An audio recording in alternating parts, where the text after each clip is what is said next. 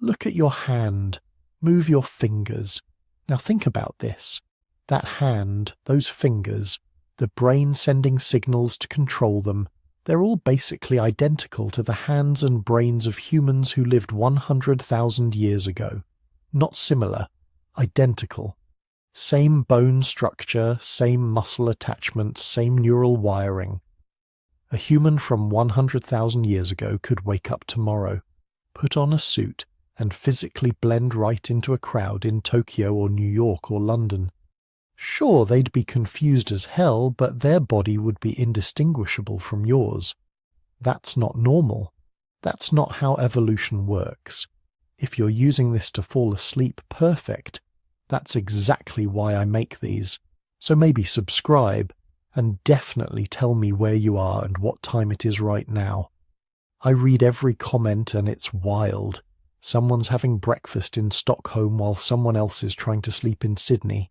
All of you, right now, listening to the same story about when humanity almost ended. Here's the thing that should keep you awake, at least for a few more minutes. Every other species on Earth is constantly evolving. Bacteria develop resistance to antibiotics in years. Birds adapt to new environments within generations. Even our closest relatives, chimpanzees and gorillas, show measurable genetic changes over thousands of years. But humans, we hit pause. Around 100,000 years ago, our physical evolution essentially stopped. Our bodies froze in place while everything around us kept changing. But here's where it gets really strange. The moment our bodies stopped evolving, something else exploded. Culture, innovation, technology. It's like evolution looked at humans and said, you know what? We're done with the hardware. Let's see what they can do with software updates instead. Think about what that means.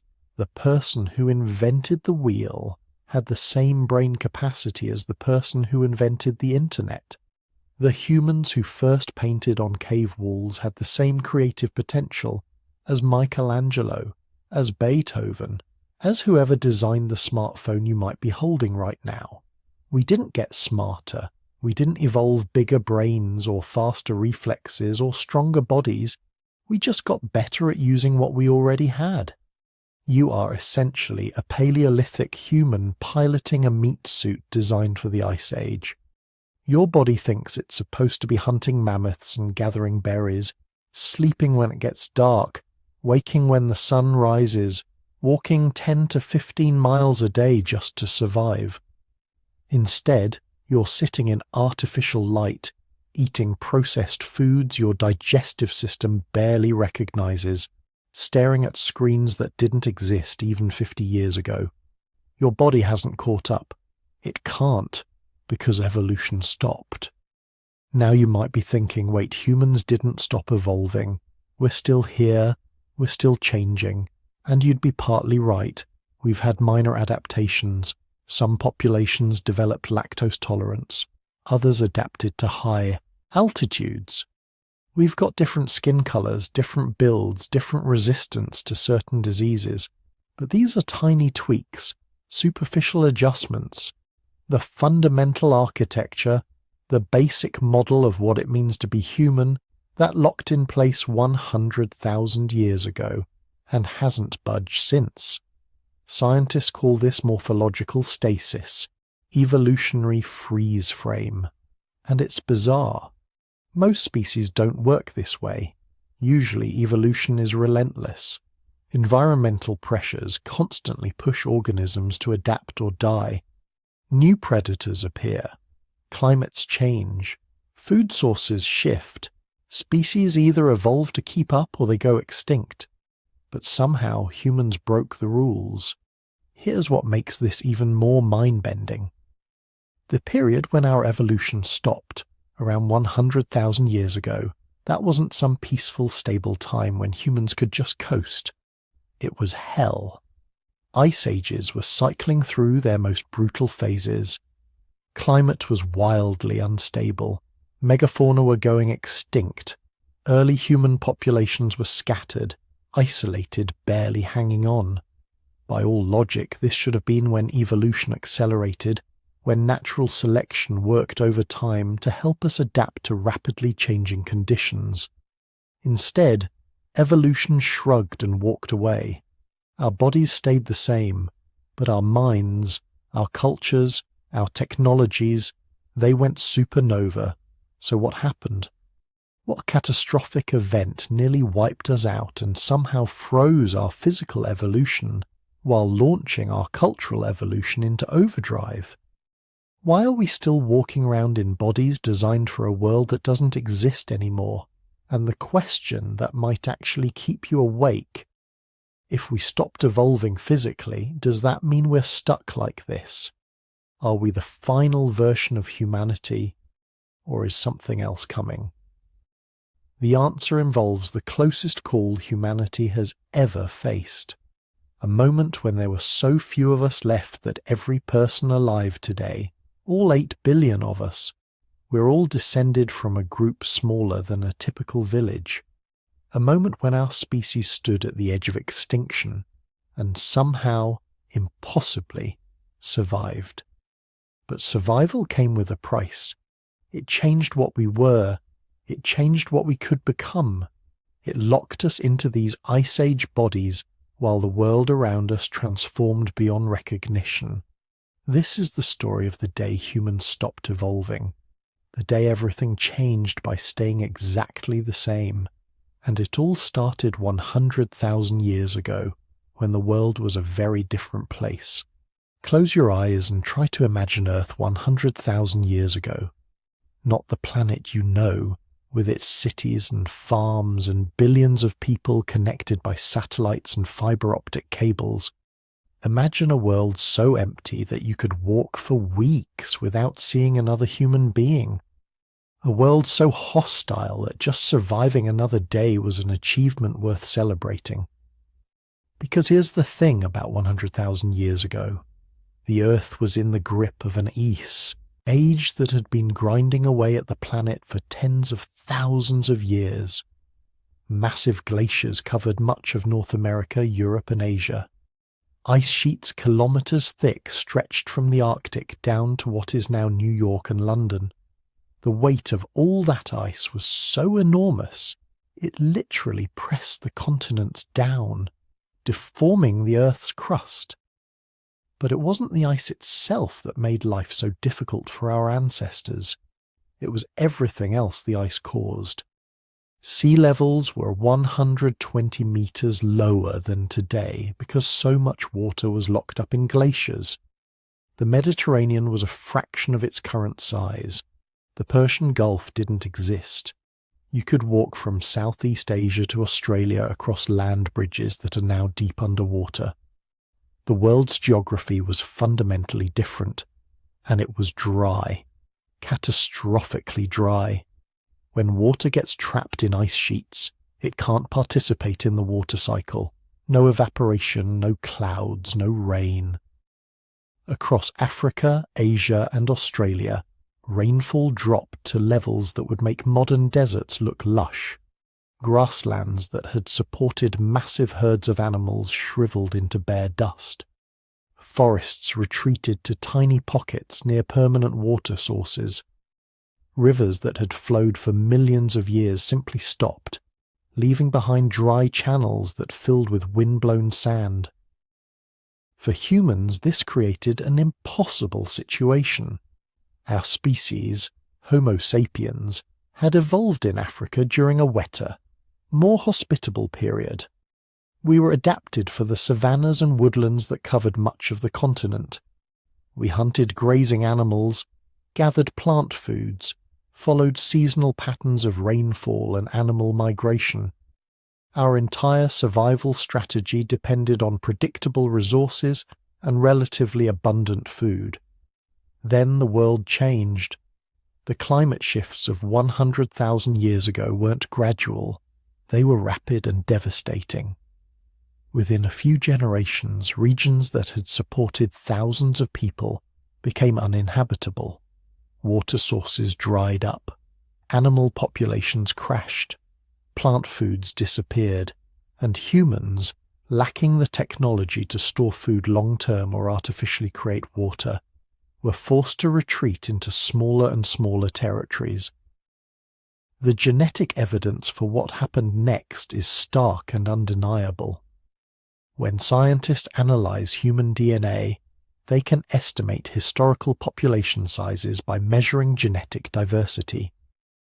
High diversity means large populations with lots of variation. Low diversity means small populations where everyone is closely related. And when they look at human DNA from around 100,000 years ago, they see something shocking. A collapse so severe it suggests our entire species was reduced to perhaps 10,000 individuals, maybe less. Some estimates put the breeding population at fewer than 2,000 people. Let that sink in. Fewer than 2,000 breeding pairs means probably fewer than 10,000 total humans on the entire planet. For comparison, there are more people living in a single city block in Manhattan than were alive in the entire world at this time.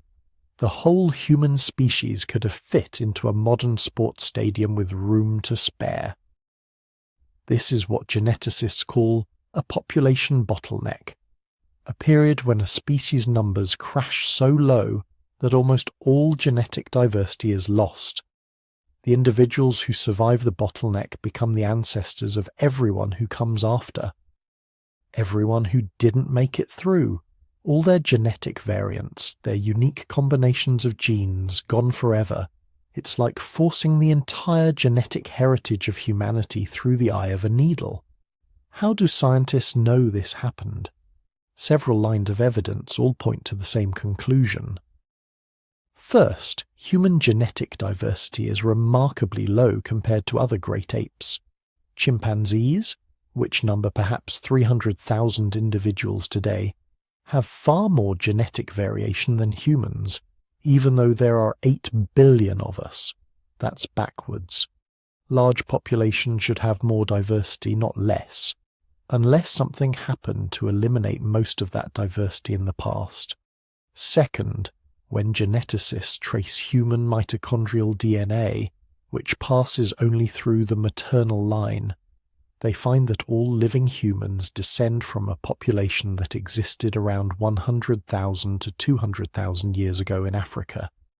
The same pattern shows up in Y chromosome DNA, which passes only through the paternal line. Both genetic lineages show signs of having passed through a severe bottleneck. Third, the human genome contains long stretches of identical DNA that you wouldn't expect to see in a species with a long history of large populations.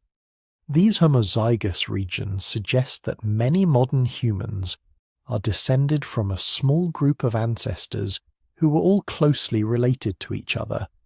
We're all cousins, much more closely than most species. But what caused this near-extinction event?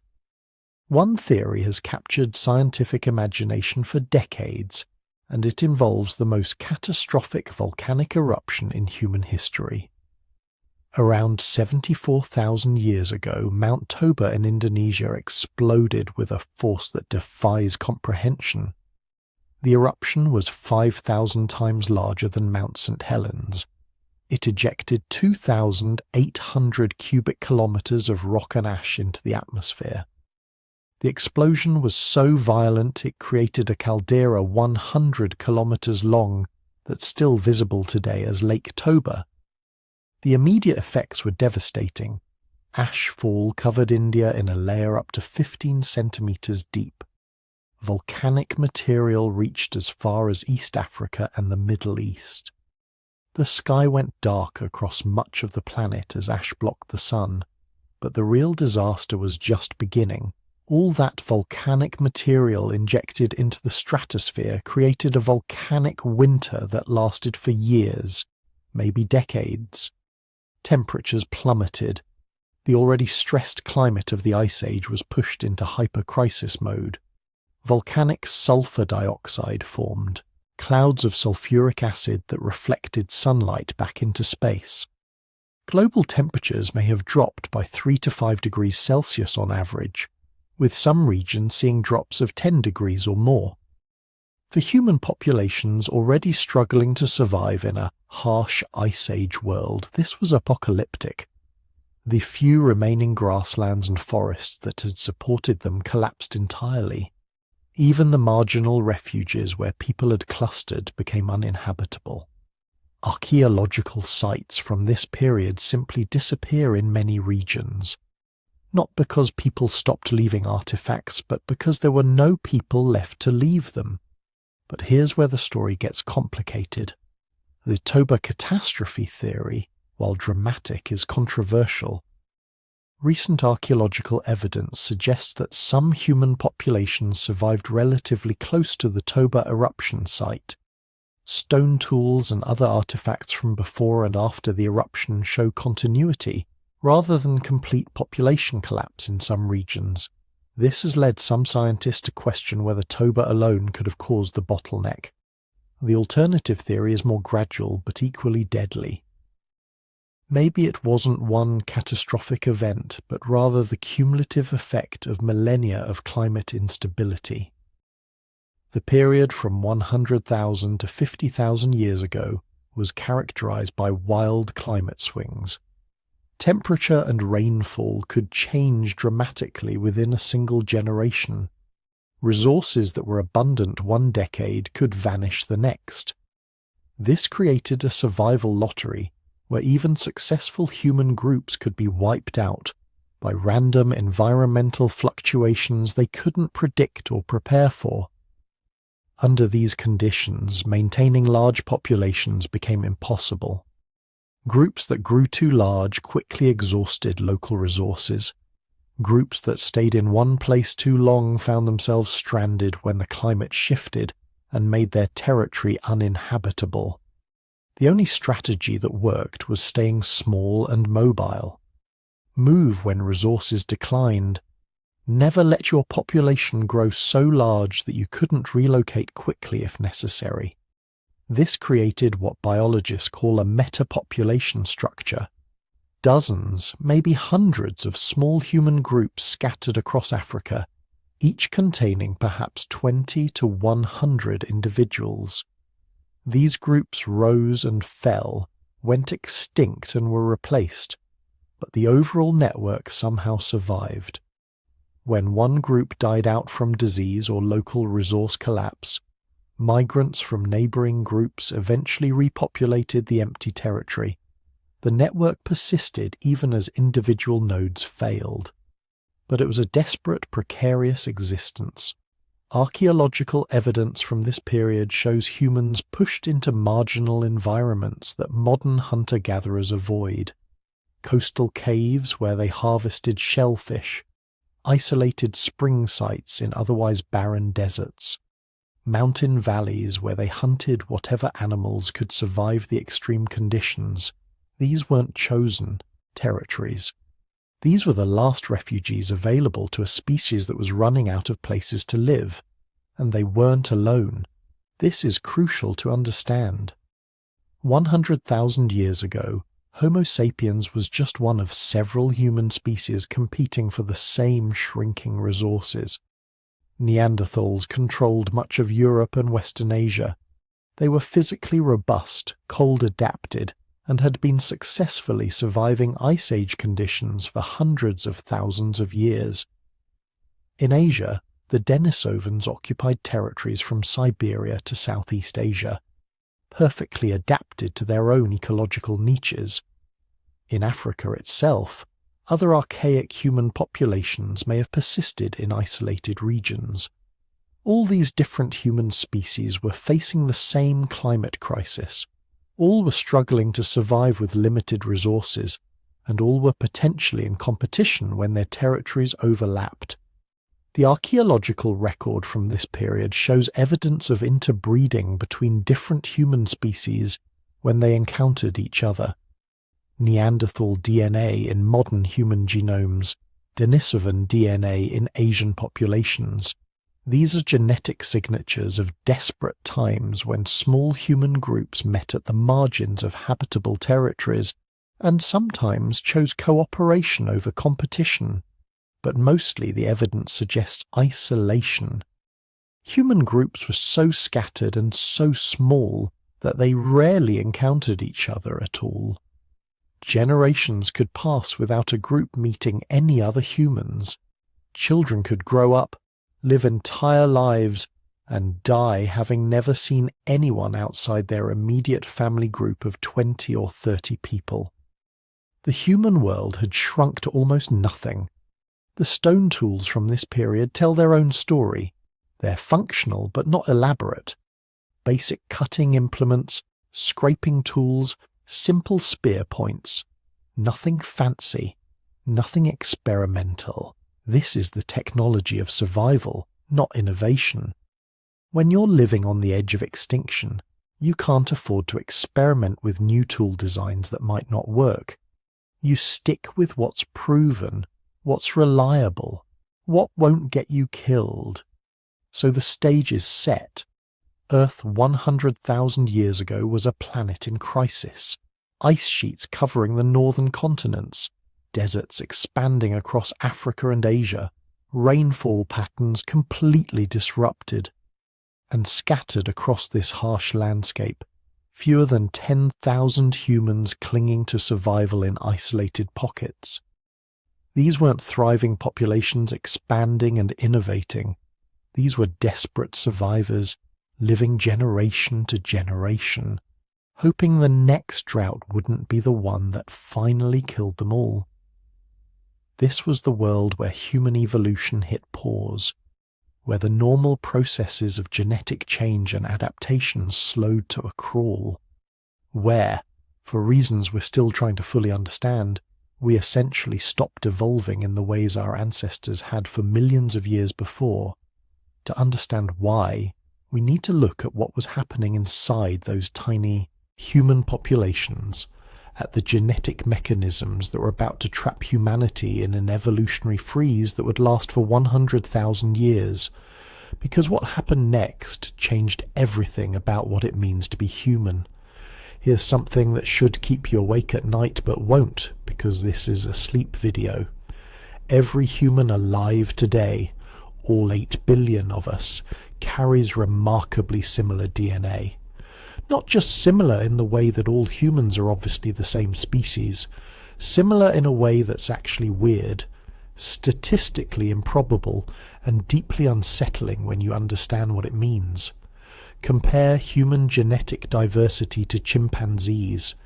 Chimps, our closest living relatives, who number maybe 300,000 in the wild, have 4 times more genetic variation than the entire human species. 4 times, with a population 25,000 times smaller than ours. That's not how populations are supposed to work. More individuals should mean more genetic diversity, not less. But humans break that rule spectacularly. Or look at orangutans. There are only about 100,000 orangutans left in the wild, split between 2 species on different islands. They have more genetic diversity than humans. Gorillas, with populations under 200,000, more diverse than humans. Even some rodent species with tiny fragmented populations show greater genetic variation than we do. This is the signature of something catastrophic in our past, something that reduced human populations so drastically, so suddenly, that the genetic effects are still visible today, hundreds of thousands of years later. Geneticists call this a population bottleneck, and the evidence for it is written in every cell of your body. A population bottleneck happens when a species experiences a dramatic reduction in numbers. Could be a disaster, disease, climate collapse, whatever. Most individuals die. Only a small group survives.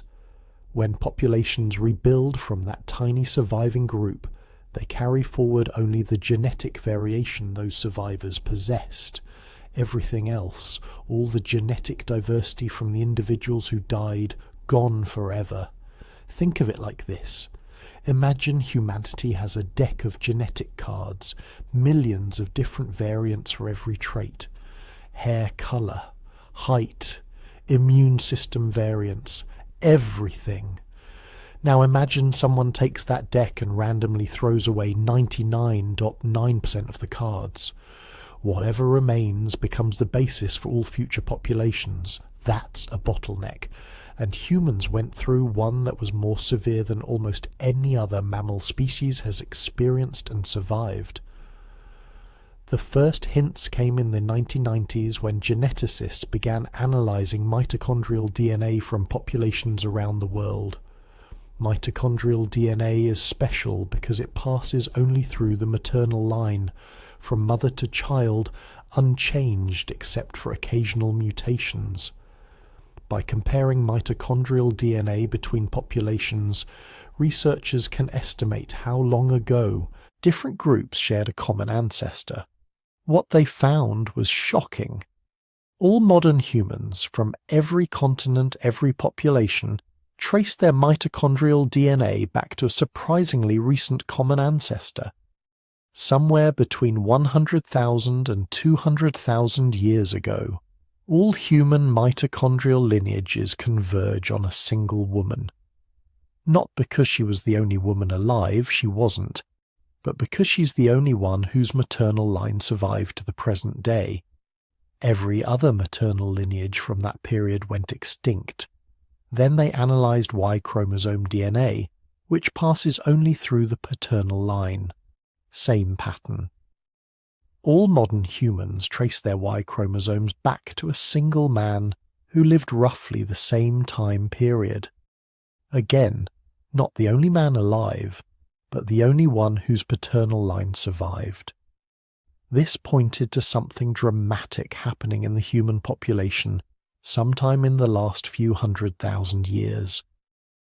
But the real bombshell came when researchers began analysing nuclear DNA, the genetic material inherited from both parents. Nuclear DNA gives you a much more complete picture of population history because it's shuffled and recombined every generation.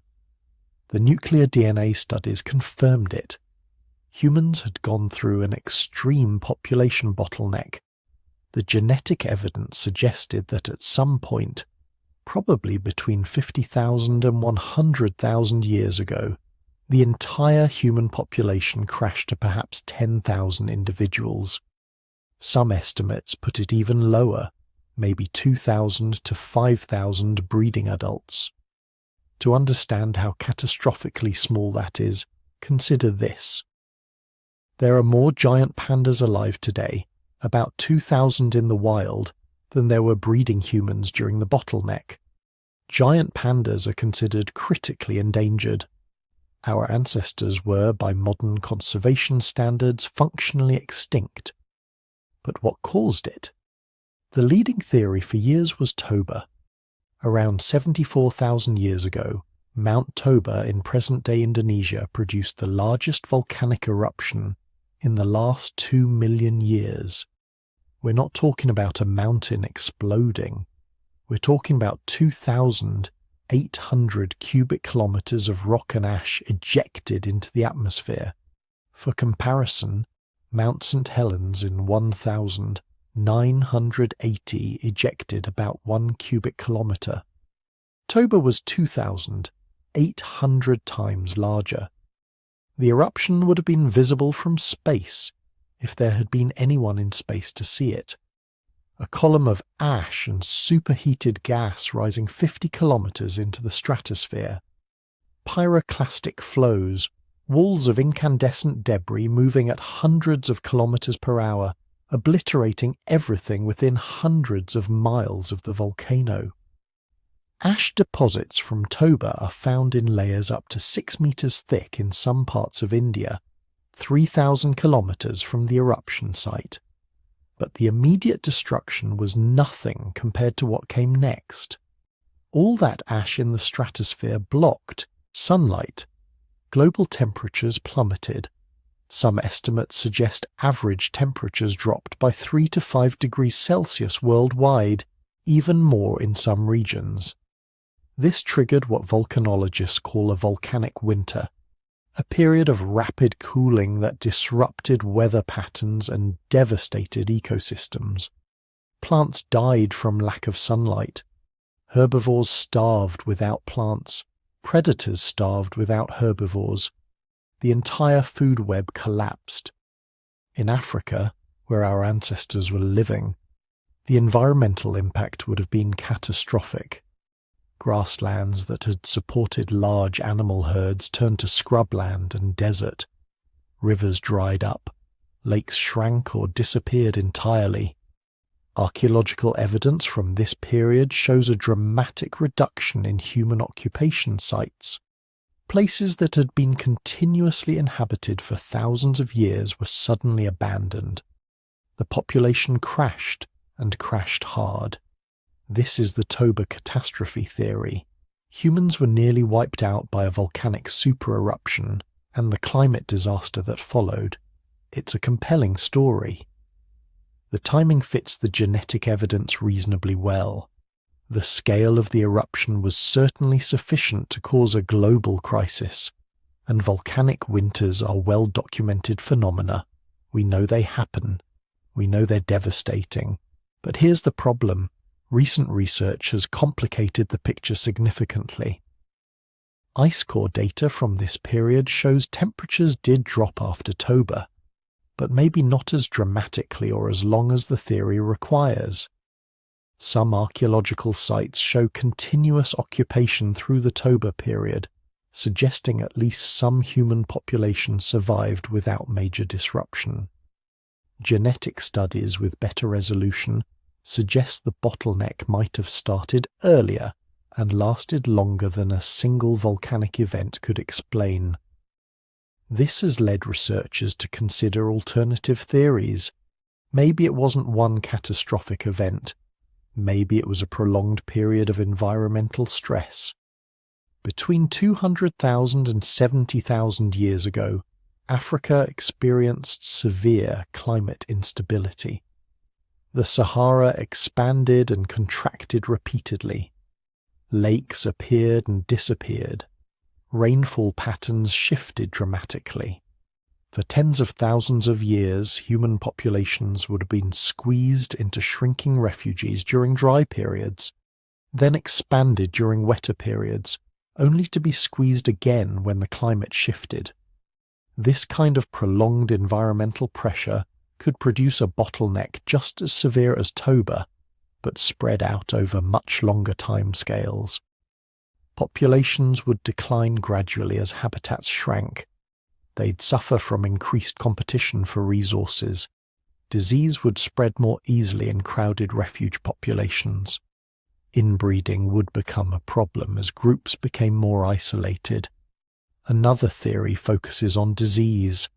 A pandemic sweeping through already stressed human populations could have devastated numbers. We know this happens. The Black Death killed perhaps a third of Europe's population in just a few years. Smallpox devastated Native American populations after European contact.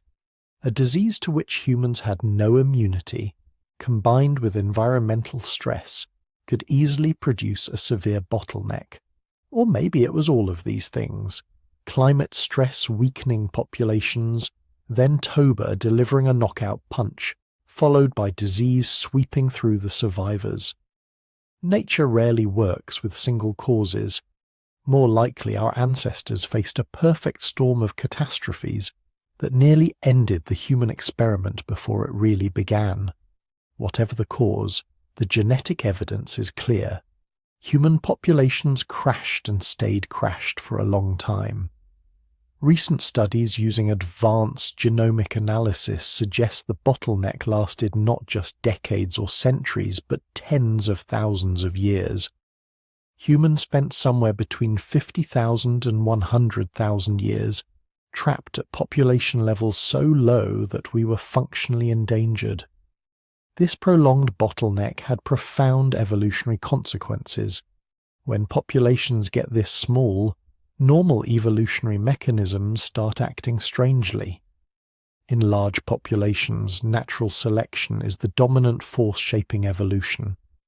beneficial mutations spread, harmful mutations are eliminated, populations adapt to their environment through predictable processes. But in tiny populations, two other evolutionary forces become dominant: genetic drift and the founder effect. Both can override natural selection entirely, producing evolutionary outcomes that have nothing to do with adaptation. Genetic drift is essentially random chance affecting gene frequencies. In a population of millions, if a few individuals happen to die before reproducing, it barely affects the overall genetic makeup. But in a population of 2,000, random deaths can dramatically alter which genes get passed to the next generation. A beneficial mutation might disappear purely by chance if the individuals carrying it happen to die in an accident. A neutral or even slightly harmful mutation might spread throughout the population just because the individuals who carried it happened to survive and reproduce. Over thousands of generations in bottleneck conditions, genetic drift can reshape a species in ways that have nothing to do with survival advantage. Traits might be lost not because they were harmful, but because they were carried by unlucky individuals. Other traits might become universal, not because they're beneficial, but because they happened to be present in the surviving population. The founder effect is related but distinct. When a small group colonizes new territory or survives a population crash, they carry only a subset of the genetic variation from the original population. Whatever genes they happen to possess become the foundation for all future populations in that region, even if those genes are rare variants that were uncommon in the original population. They might become standard in the new population simply because the founders carried them. During the human bottleneck, both processes would have been operating at full force. Small isolated groups of survivors, each carrying slightly different subsets of human genetic variation. Some groups probably had higher frequencies of certain traits purely by chance. Maybe one refuge population happened to have unusually tall individuals. Another happened to have people with better cold tolerance. Not because these traits were being selected for, but because these were the people who happened to survive. As these groups eventually expanded after the bottleneck ended, they carried their founder population's genetic peculiarities with them. This is why modern human populations show subtle differences in height, body build, cold tolerance, disease resistance. Not because different environments strongly selected for these traits, though that played a role, but because different founder populations happen to carry different variants, and those variants spread as populations expanded. But here's the really critical point about bottlenecks and human evolution. They stop everything.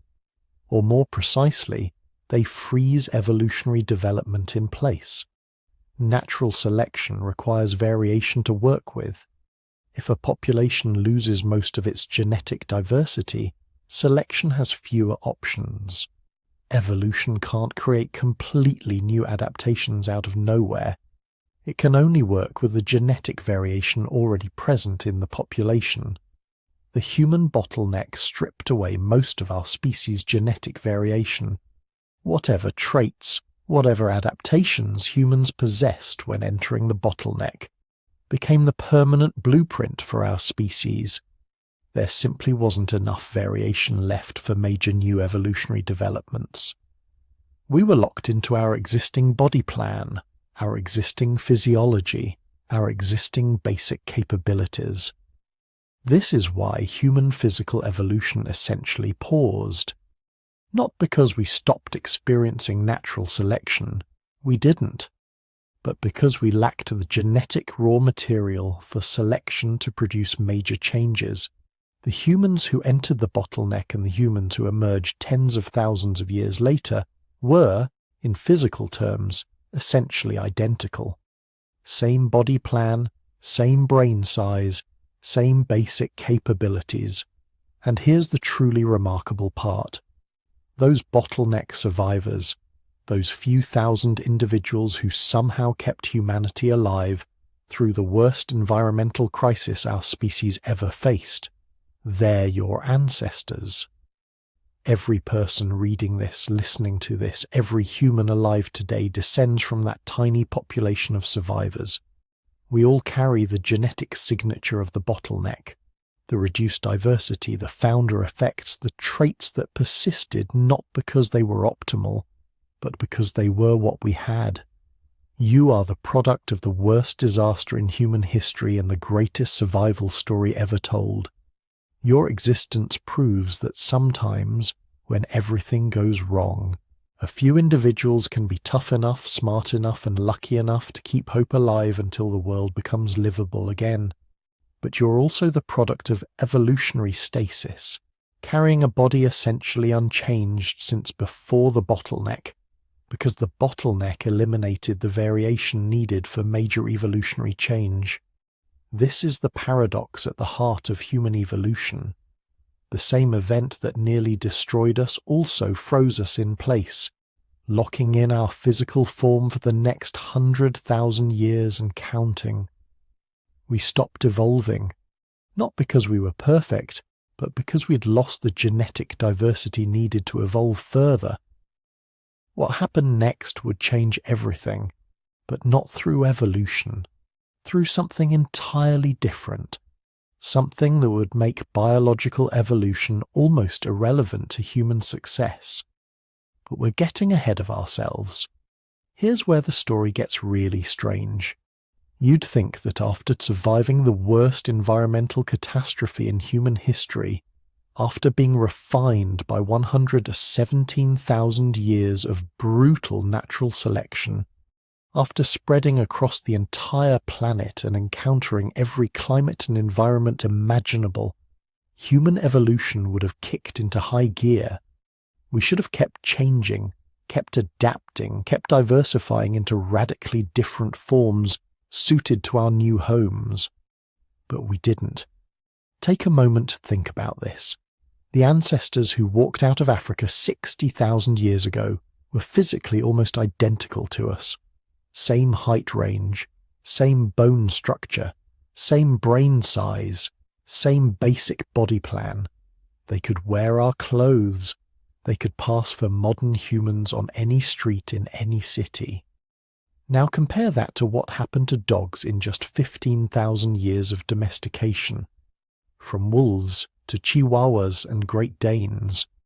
Radical transformation in body size, shape, behavior, everything. Or look at Darwin's finches in the Galapagos. Different islands, different beak shapes, different species, all diverging in just a few million years. But humans? We spread from tropical Africa to Arctic Siberia, from sea level to the Himalayan plateau, from rainforest to deserts, and we barely changed at all. Sure, we developed different skin colors, different hair textures, subtle variations in facial features. But these are cosmetic differences, surface adaptations. Underneath, we're all running the same basic hardware. The Inuit living in Arctic Canada, where winter temperatures can hit -50 degrees Celsius, they have the same body plan as the Hadza living in tropical Tanzania where it never freezes. The Sherpa adapted to life at 5,000 meters in the Himalayas. They have the same basic physiology as the Bayou sea nomads who spend half their lives underwater in Southeast Asia. This isn't normal. This isn't how evolution usually works. So what happened? Why did human physical evolution essentially stop just when it should have been accelerating? The answer starts with understanding what evolution actually requires. And here's where most people get it wrong. Evolution isn't some mystical force that makes organisms better or more advanced. It's just a process. A simple algorithm that requires three things: variation, inheritance, and selection. Variation means individuals in a population have to be different from each other genetically. Inheritance means those genetic differences have to be passed to offspring. Selection means some variants have to survive and reproduce more successfully than others. When all three conditions are met, evolution happens automatically. The variants that help survival become more common. The variants that hinder survival become rare or disappear. Over time, the population changes. Given enough time and strong enough selection pressures, you get new species. But here's the thing. The genetic bottleneck had gutted human variation. Remember those 1,280 breeding individuals. They carried only a tiny fraction of the genetic diversity that had existed in the pre-bottleneck population, and that reduced diversity meant evolution had less raw material to work with. Think of it like this. If you're trying to build different types of houses but you only have 10 different kinds of bricks, your options are limited. Evolution was trying to adapt humans to dozens of different environments, but the genetic toolkit had been reduced to bare essentials during the bottleneck. And it gets worse. After the bottleneck ended and human populations began expanding again, you'd expect genetic diversity to gradually increase through new mutations. And it did, but incredibly slowly. Mutations happen at a fairly constant rate, roughly one new mutation per 100 million base pairs per generation. That sounds like a lot until you realize the human genome has 3 billion base pairs, and most mutations are either neutral or harmful. Beneficial mutations, the kind that actually help survival, they're rare. Maybe one in every 10,000 mutations actually improves something. And even when a beneficial mutation appears, it has to spread through the entire population before it can have species-wide effects. That takes time, lots of time, especially in large populations. And here's the kicker. Human populations, even after the recovery, remained relatively small and geographically isolated for most of our history. Those groups that left Africa 60,000 years ago, they were tiny, maybe a few hundred individuals initially. The populations that reached Europe, that pushed into Asia, that eventually crossed into the Americas, each founding population was a small subset of the previous group. This created what geneticists call serial founder effects. Each time a small group split off to colonize new territory, they carried only a fraction of the genetic diversity from their parent population. The Americas were colonized by maybe 200 individuals who crossed from Siberia. They carried only the genetic variants that happened to be present in that small founding group. Small populations mean reduced genetic diversity. Reduced genetic diversity means fewer variants for natural selection to work with. Fewer variants means slower evolution. It's a feedback loop that kept human physical evolution in slow motion, even as we were spreading across the planet. But there's another factor, maybe the most important one, the selection pressures that drive evolution. They weren't acting on human bodies anymore. They were acting on human brains and human cultures. See, most species adapt to new environments through biological evolution. Birds developing different beak shapes for different food sources. Mammals growing thicker fur for colder climates. Fish changing body shapes for different water conditions. But humans did something different. Something unprecedented. We adapted through technology and culture instead of through physical change. When humans moved into cold climates, we didn't evolve thick fur like mammoths. We invented clothing and shelter.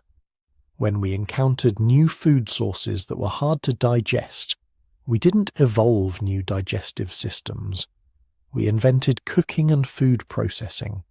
When we needed to hunt faster prey, we didn't evolve longer legs. We invented better weapons. This is the key to understanding the evolutionary pause. Every time human populations encountered a new environmental challenge, we solved it culturally before natural selection had time to produce biological adaptations. And once you solve a problem with technology, the selection pressure for biological solutions disappears. Take cold tolerance. In the Arctic, temperatures that would kill an unprotected human in minutes. You'd expect natural selection to favor individuals with higher metabolic rates, better fat storage, reduced surface area to volume ratios, all the biological adaptations we see in Arctic mammals. And there is some evidence of this. Populations that have lived in extremely cold climates for thousands of years do show slightly higher metabolic rates and different fat distribution patterns. But these changes are subtle, minor tweaks to an existing system. Nothing like the radical adaptations that Arctic foxes or polar bears evolved. Why? Because humans figured out clothing, fire, and insulated shelters within a few generations of reaching cold environments. The selection pressure for biological cold adaptation was minimal. If you can survive Arctic winter with good caribou skin clothing and a warm shelter, it doesn't matter whether your metabolism is slightly more or less efficient. You survive either way. The same pattern played out everywhere humans went. Every environmental challenge was met with a cultural or technological solution that arrived faster than biological evolution could respond. The selection pressures that shape other species, they were being intercepted and neutralized by human innovation, and this happened because of what the bottleneck had done to human brains. Those 117,000 years of near extinction, they had selected intensely for intelligence, problem-solving ability, cooperation, and the capacity to learn and transmit complex information. The humans who survived the bottleneck weren't necessarily stronger or faster, or more physically robust than their ancestors. They were smarter. They were better at working together. They were better at inventing solutions to novel problems. When those cognitive abilities were unleashed during the post-bottleneck expansion, they changed everything. Human adaptation shifted from biological evolution, which takes thousands of generations, to cultural evolution, which can happen in years or even months. A biological adaptation to high altitude, like the genetic variants that help Tibetans process oxygen more efficiently, that takes thousands of years to evolve and spread through a population. But cultural adaptations to high altitude, like building rest stops along mountain passes or developing breathing techniques, those can spread through an entire population in a single generation. This is what biologists call niche construction. Instead of evolving to fit their environment, humans were modifying their environment to fit their existing biology. And once you start doing that, the selective pressures that drive physical evolution largely disappear. But there's a cost to this strategy. We're stuck with bodies designed for a world that no longer exists. Our spines evolved for quadrupedal locomotion and then got jury-rigged for upright walking, which is why back pain is nearly universal. Our brains grew rapidly in size, which is why human childbirth is so dangerous compared to other primates. Our dietary systems evolved for a varied diet of fruits, tubers, and occasional meat, which is why modern processed foods cause so many health problems. Biologists call this evolutionary lag. Our environment has changed far faster than our biology can keep up with. We have Paleolithic bodies living in a space-age world, and unlike other species which either evolve to match their new environment or go extinct, humans just keep modifying the environment to accommodate our outdated biology. Feel pain from sitting in chairs all day? Your spine is designed for walking and climbing. Got vision problems? Your eyes evolved for distance viewing in open landscapes, not for staring at screens 8 inches from your face. Trouble sleeping? Your circadian rhythms are set by natural light cycles that most people never experience anymore. Anxiety, depression, stress disorders, Your threat response system evolved for immediate physical dangers, not for the abstract psychological pressures of modern life.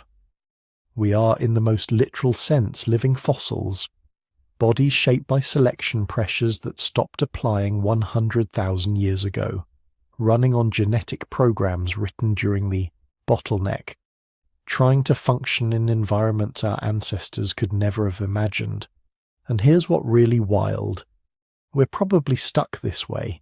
The conditions that allowed rapid human evolution during the Bottleneck, tiny populations under extreme selective pressure, those conditions don't exist anymore.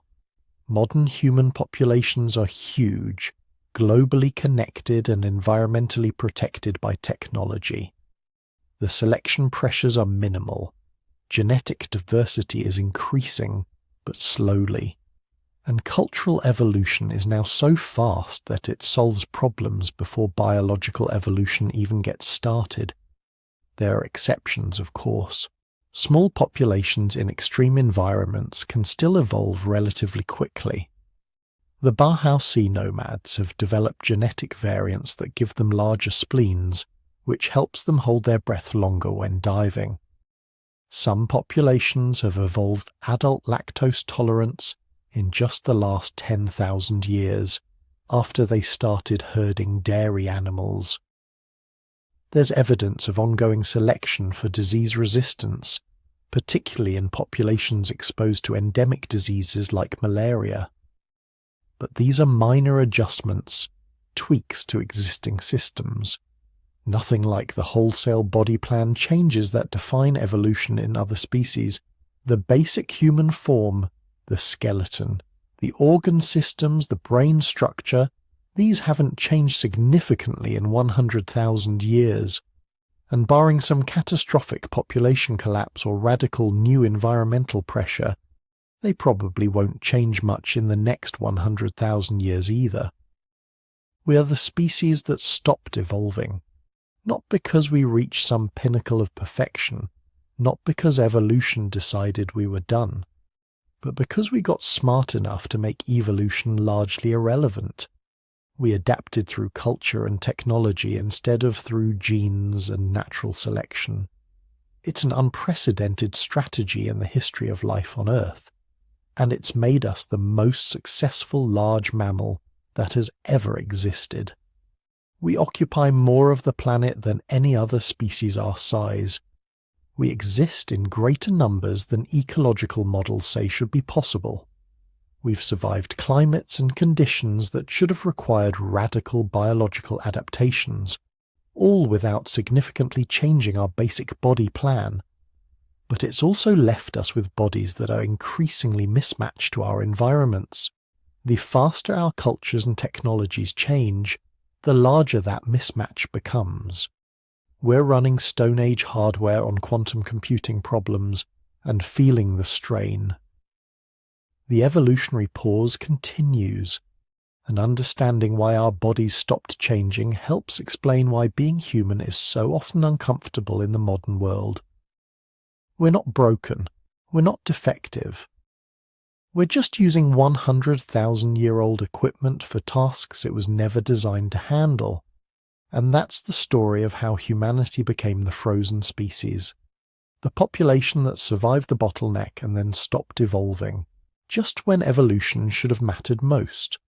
But if our bodies stopped changing, something else was just beginning, something that would prove far more powerful than any biological adaptation could ever be.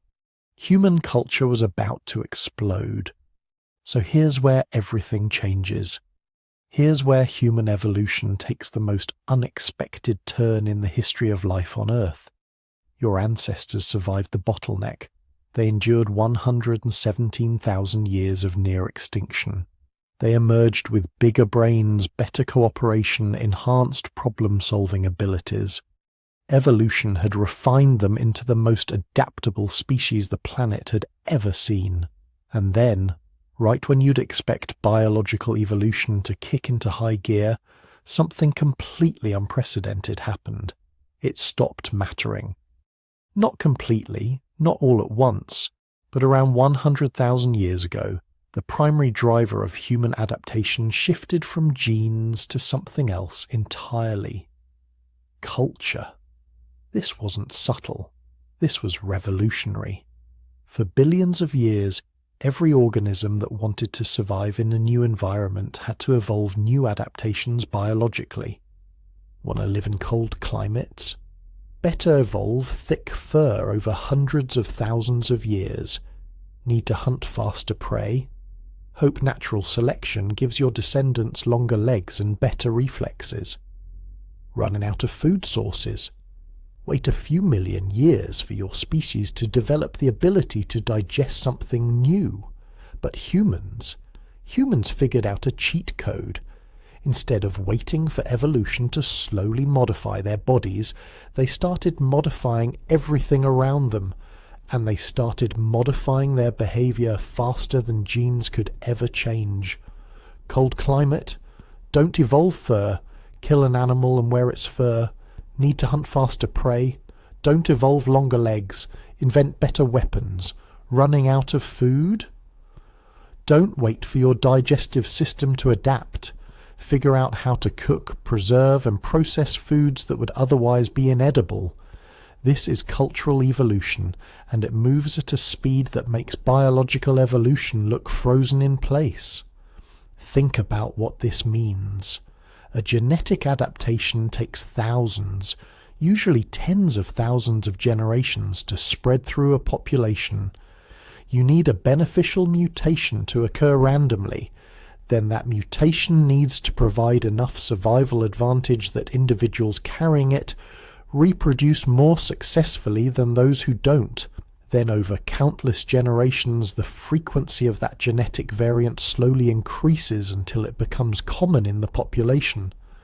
This process is slow, painfully slow. We're talking timescales of hundreds of thousands to millions of years for major changes. But cultural adaptation, that can happen in a single generation. One clever individual figures out a better way to make a spear point, and within months, everyone in their group has adopted the new technique. A group discovers that cooking certain plants makes them digestible, and within a year, that knowledge has spread to neighbouring groups through trade networks. This is faster than evolution by orders of magnitude, and around 100,000 years ago, the archaeological record shows this cultural evolution exploding into something the world had never seen. The first signs appear as changes in stone tools. For nearly 2 million years, human tool technology had been relatively stable. Hand axes, choppers, simple flake tools. Designs changed slowly. Improvements took hundreds of thousands of years to develop and spread. Then suddenly, around 100,000 years ago in Africa, the tools start getting sophisticated, complex, specialized. Archaeological sites from this period show dozens of different tool types, each designed for specific tasks. Scrapers for processing hides, points for spears, blades for cutting, awls for making holes in leather. This isn't just tool use anymore, this is tool engineering. This is understanding abstract principles like leverage, edge angles, and material properties. But tools are just the beginning. The really revolutionary changes are happening in realms that are harder to see in the fossil record but no less profound. Language. Around this time, maybe earlier, maybe a bit later, human communication crosses a threshold. We go from simple vocalizations and gestures to true symbolic language. The ability to use arbitrary sounds to represent complex ideas, to discuss things that aren't physically present, to convey information about the past and future, to share knowledge that took years to acquire in conversations that last minutes. Nobody knows exactly when language emerged. Vocal cords don't fossilize. Grammar doesn't leave archaeological traces. But everything points to this period as when human language became sophisticated enough to fundamentally change how we survived. The spread of complex tool technologies requires detailed verbal instruction, The coordination evident in hunting strategies suggests elaborate planning and discussion. The social structures we can infer from burial patterns imply negotiations, alliances, and agreements that would be impossible without sophisticated communication.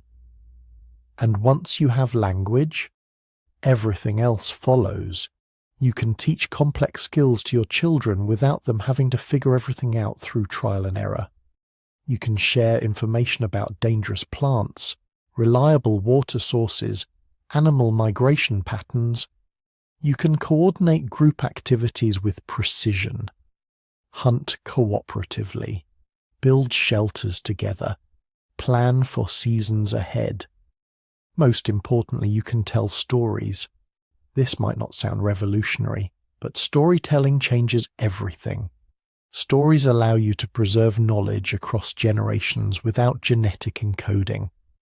Your grandmother can tell you about the terrible drought that happened before you were born, and you can prepare for the next one. Your uncle can describe a successful hunting technique he learned from his father, and you can use it without having to rediscover it yourself. Knowledge becomes cumulative. Each generation doesn't start from zero. They start from everything the previous generation learned, then add their own discoveries.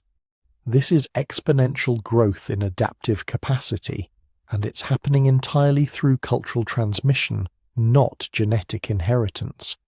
The archaeological evidence gets more dramatic as we move forward from 100,000 years ago. Around 75,000 years ago, we start seeing the first unambiguous symbolic artifacts. Pieces of ochre, a red mineral with deliberate engravings on them. Geometric patterns that serve no practical purpose. These are symbols, abstract representations, evidence that humans were thinking about concepts beyond immediate survival. Why does this matter? Because symbolic thinking is the foundation of everything else. It's what lets you use one thing to represent another thing. It's what makes language possible, using sounds to represent objects and ideas. It's what enables art, mathematics, writing, all of civilization. And it's what allows you to manipulate concepts in your mind without having to physically interact with the real world. With symbolic thinking, you can plan. Not just I'll go to that water source tomorrow, but if we store enough food now, we can survive the dry season 3 months from now. You can innovate. This spear design works, but what if we made it differently? You can teach abstract principles. The best stone for tools is usually found near rivers. You can create culture that persists across generations and evolves faster than genes ever could. Fire was probably the first and most important cultural adaptation. Humans had been using fire for hundreds of thousands of years, maybe over 1 million. But around this period, fire use becomes systematic, controlled, and central to human survival. Archaeological sites show hearths, deliberately constructed fire pits used repeatedly. This isn't just grabbing burning branches from lightning strikes anymore. This is fire management. And fire is a biological game changer that requires no biological changes. It lets you live in cold climates without evolving cold adaptations. It lets you eat foods that would be toxic or indigestible raw, massively expanding your dietary options without modifying your digestive system. It provides light, extending your active hours into darkness. It offers protection from predators. It becomes a social focus, a gathering place where groups can share food and stories. Cooking might be the most underrated innovation in human history. When you cook food, you're essentially pre-digesting it externally, breaking down tough fibers, destroying toxins, making nutrients more accessible.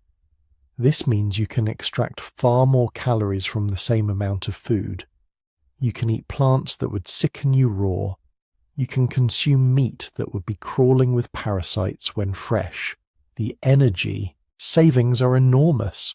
Instead of needing massive jaws and huge digestive systems to process tough raw foods like other primates, humans can have smaller jaws, smaller guts, and redirect that saved energy elsewhere, like to our brains. Some researchers think cooking is what allowed human brains to grow as large as they did. We're literally using cultural innovation, controlled fire and food preparation, to fuel the biological organ that generates more cultural innovation. Clothing is another cultural adaptation that replaces biological evolution. Other mammals that moved into cold climates evolved thick fur over hundreds of thousands of years. Humans? We killed animals and wore their fur. We learned to scrape hides clean, to soften leather, to cut and stitch pieces together into fitted garments. The earliest evidence of systematic clothing production comes from around 70,000 years ago. We find scrapers designed specifically for hide processing. We find bone awls for punching holes in leather. Eventually we find actual needles for sewing. This is technology replacing evolution. Instead of waiting millions of years to evolve biological cold adaptations, humans developed cultural solutions that let them move into Arctic environments while keeping their tropical adapted bodies unchanged. Shelter works the same way. Instead of evolving to hibernate through harsh seasons or developing biological mechanisms to regulate temperature in extreme cold, humans built structures. At first, simple windbreaks and rock overhangs, then increasingly sophisticated shelters made from branches, hides, bones, eventually stone, each improvement happening through cultural innovation, spreading through social learning, requiring no genetic changes whatsoever. But the most profound cultural evolution was happening in how humans organized themselves socially. The bottleneck had created a situation where cooperation wasn't just helpful, it was mandatory. Groups that couldn't work together effectively simply didn't survive. This selected for certain traits, sure, but more importantly it created cultural systems of cooperation that could be taught and refined. Extended kinship networks emerged. Not just immediate family, but recognition of relationships across multiple generations and through marriage alliances. These networks created obligations. If you were part of my extended kin group, I had responsibilities to help you, and you had responsibilities to help me. This created safety nets that no individual could provide alone. Trade networks developed, connecting groups separated by hundreds of miles. Archaeological sites from 100,000 years ago show stone tools made from raw materials that could only have come from sources days or weeks of travel away. This isn't just occasional exchange. This is systematic trade, regular contact between groups, relationships maintained across space and time. These networks served multiple functions. They distributed resources from regions of abundance to regions of scarcity. They spread innovations rapidly. Groups that developed better techniques could trade that knowledge for goods or form alliances. Most importantly, they provided genetic diversity. Small, isolated groups face inbreeding problems, but groups connected through trade networks could arrange marriages that brought in new genetic lineages. All of this required sophisticated social rules. Who could marry whom? How trades would be conducted fairly? How conflicts would be resolved without destroying the network? How knowledge would be shared? These rules weren't genetic. They were cultural, passed down through teaching and storytelling, modified when they didn't work, refined over generations. And here's the incredible thing about cultural evolution. It's Lamarckian. Remember Lamarck? The guy who thought giraffes stretch their necks to reach high leaves and pass those longer necks to their offspring. He was wrong about biological evolution. Acquired characteristics don't get inherited genetically, but cultural evolution, that's exactly how it works. If you learn a better hunting technique, you can teach it directly to your children. If you acquire knowledge about plant medicines, you can pass that knowledge immediately to the next generation.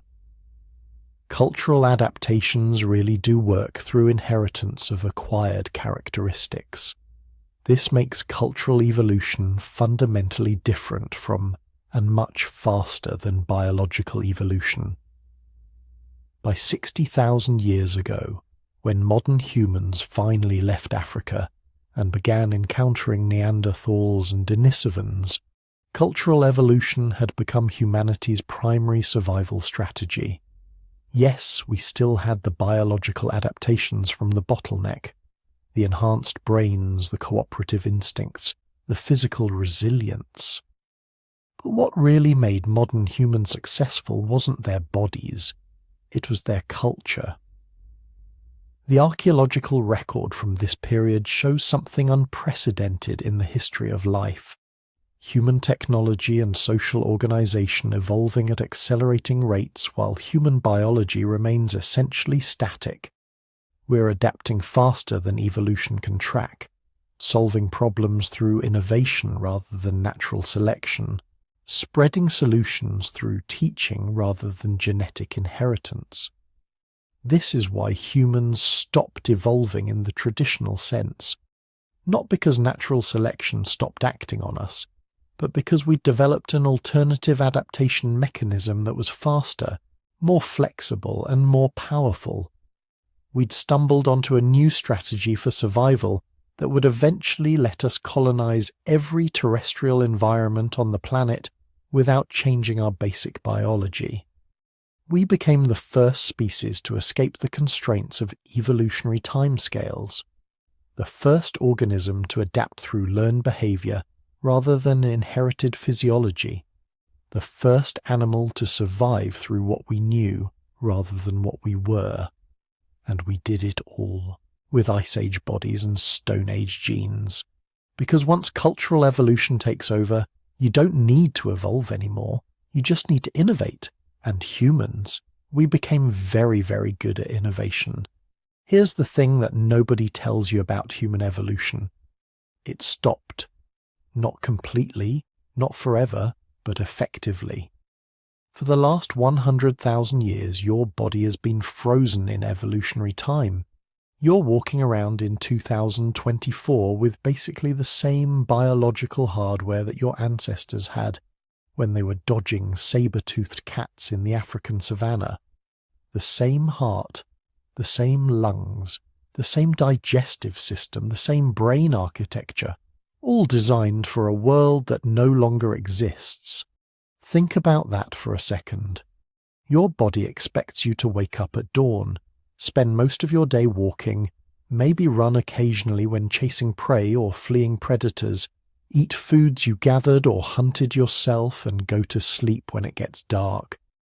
Instead, you wake up to an alarm clock, sit in a chair for 8 hours, eat food that comes in packages, and stay awake long past sunset staring at screens.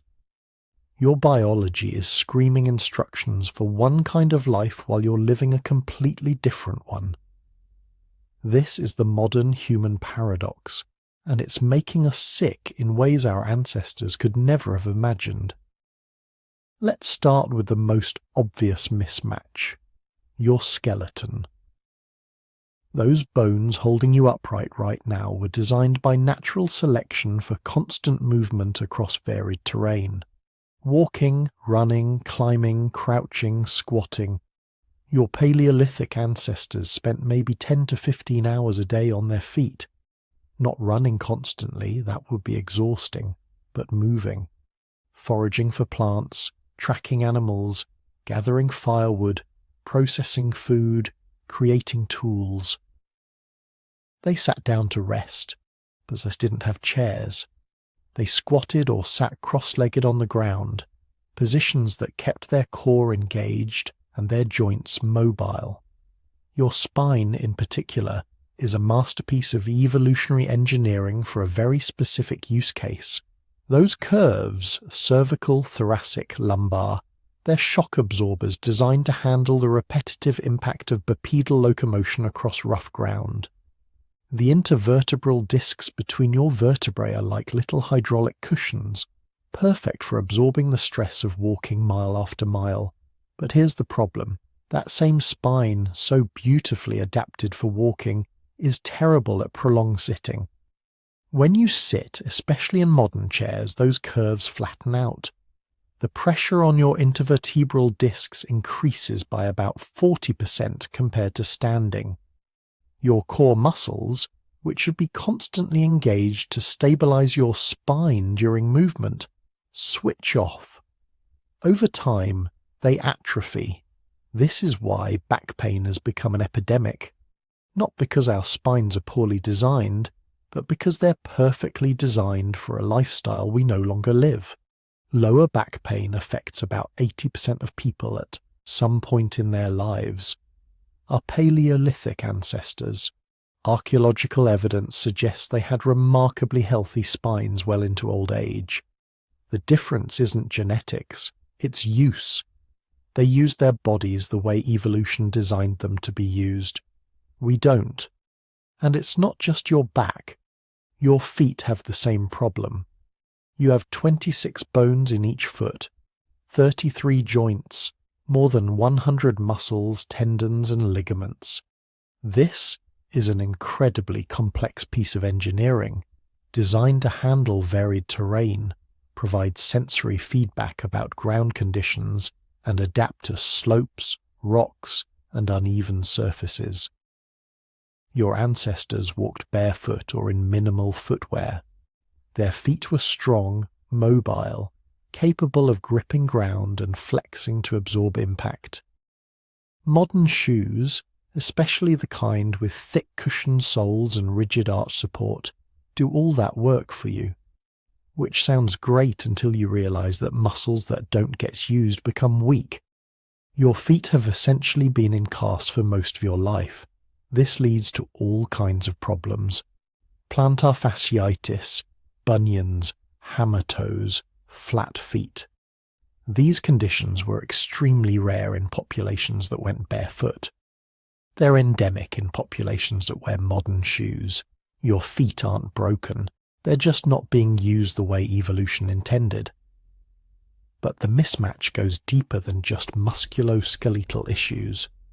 Your entire metabolic system, the way your body processes and stores energy, is calibrated for a world of scarcity and uncertainty.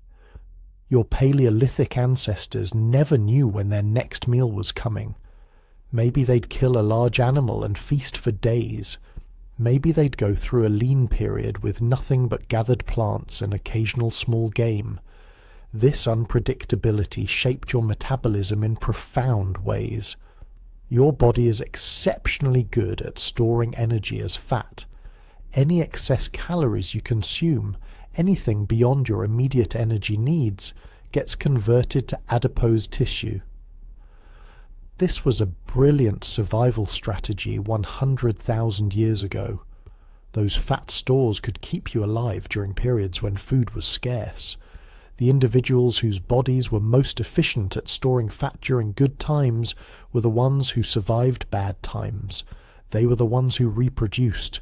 You inherited their genes. The problem is, for most people in developed countries, bad times never come. Food is available 24/7, cheap, calorie-dense food at that.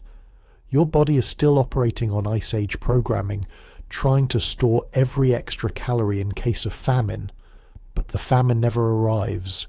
The result is obesity, metabolic syndrome, type 2 diabetes, conditions that were virtually unknown in hunter-gatherer populations, not because they had better genetics, but because their environment matched their biology.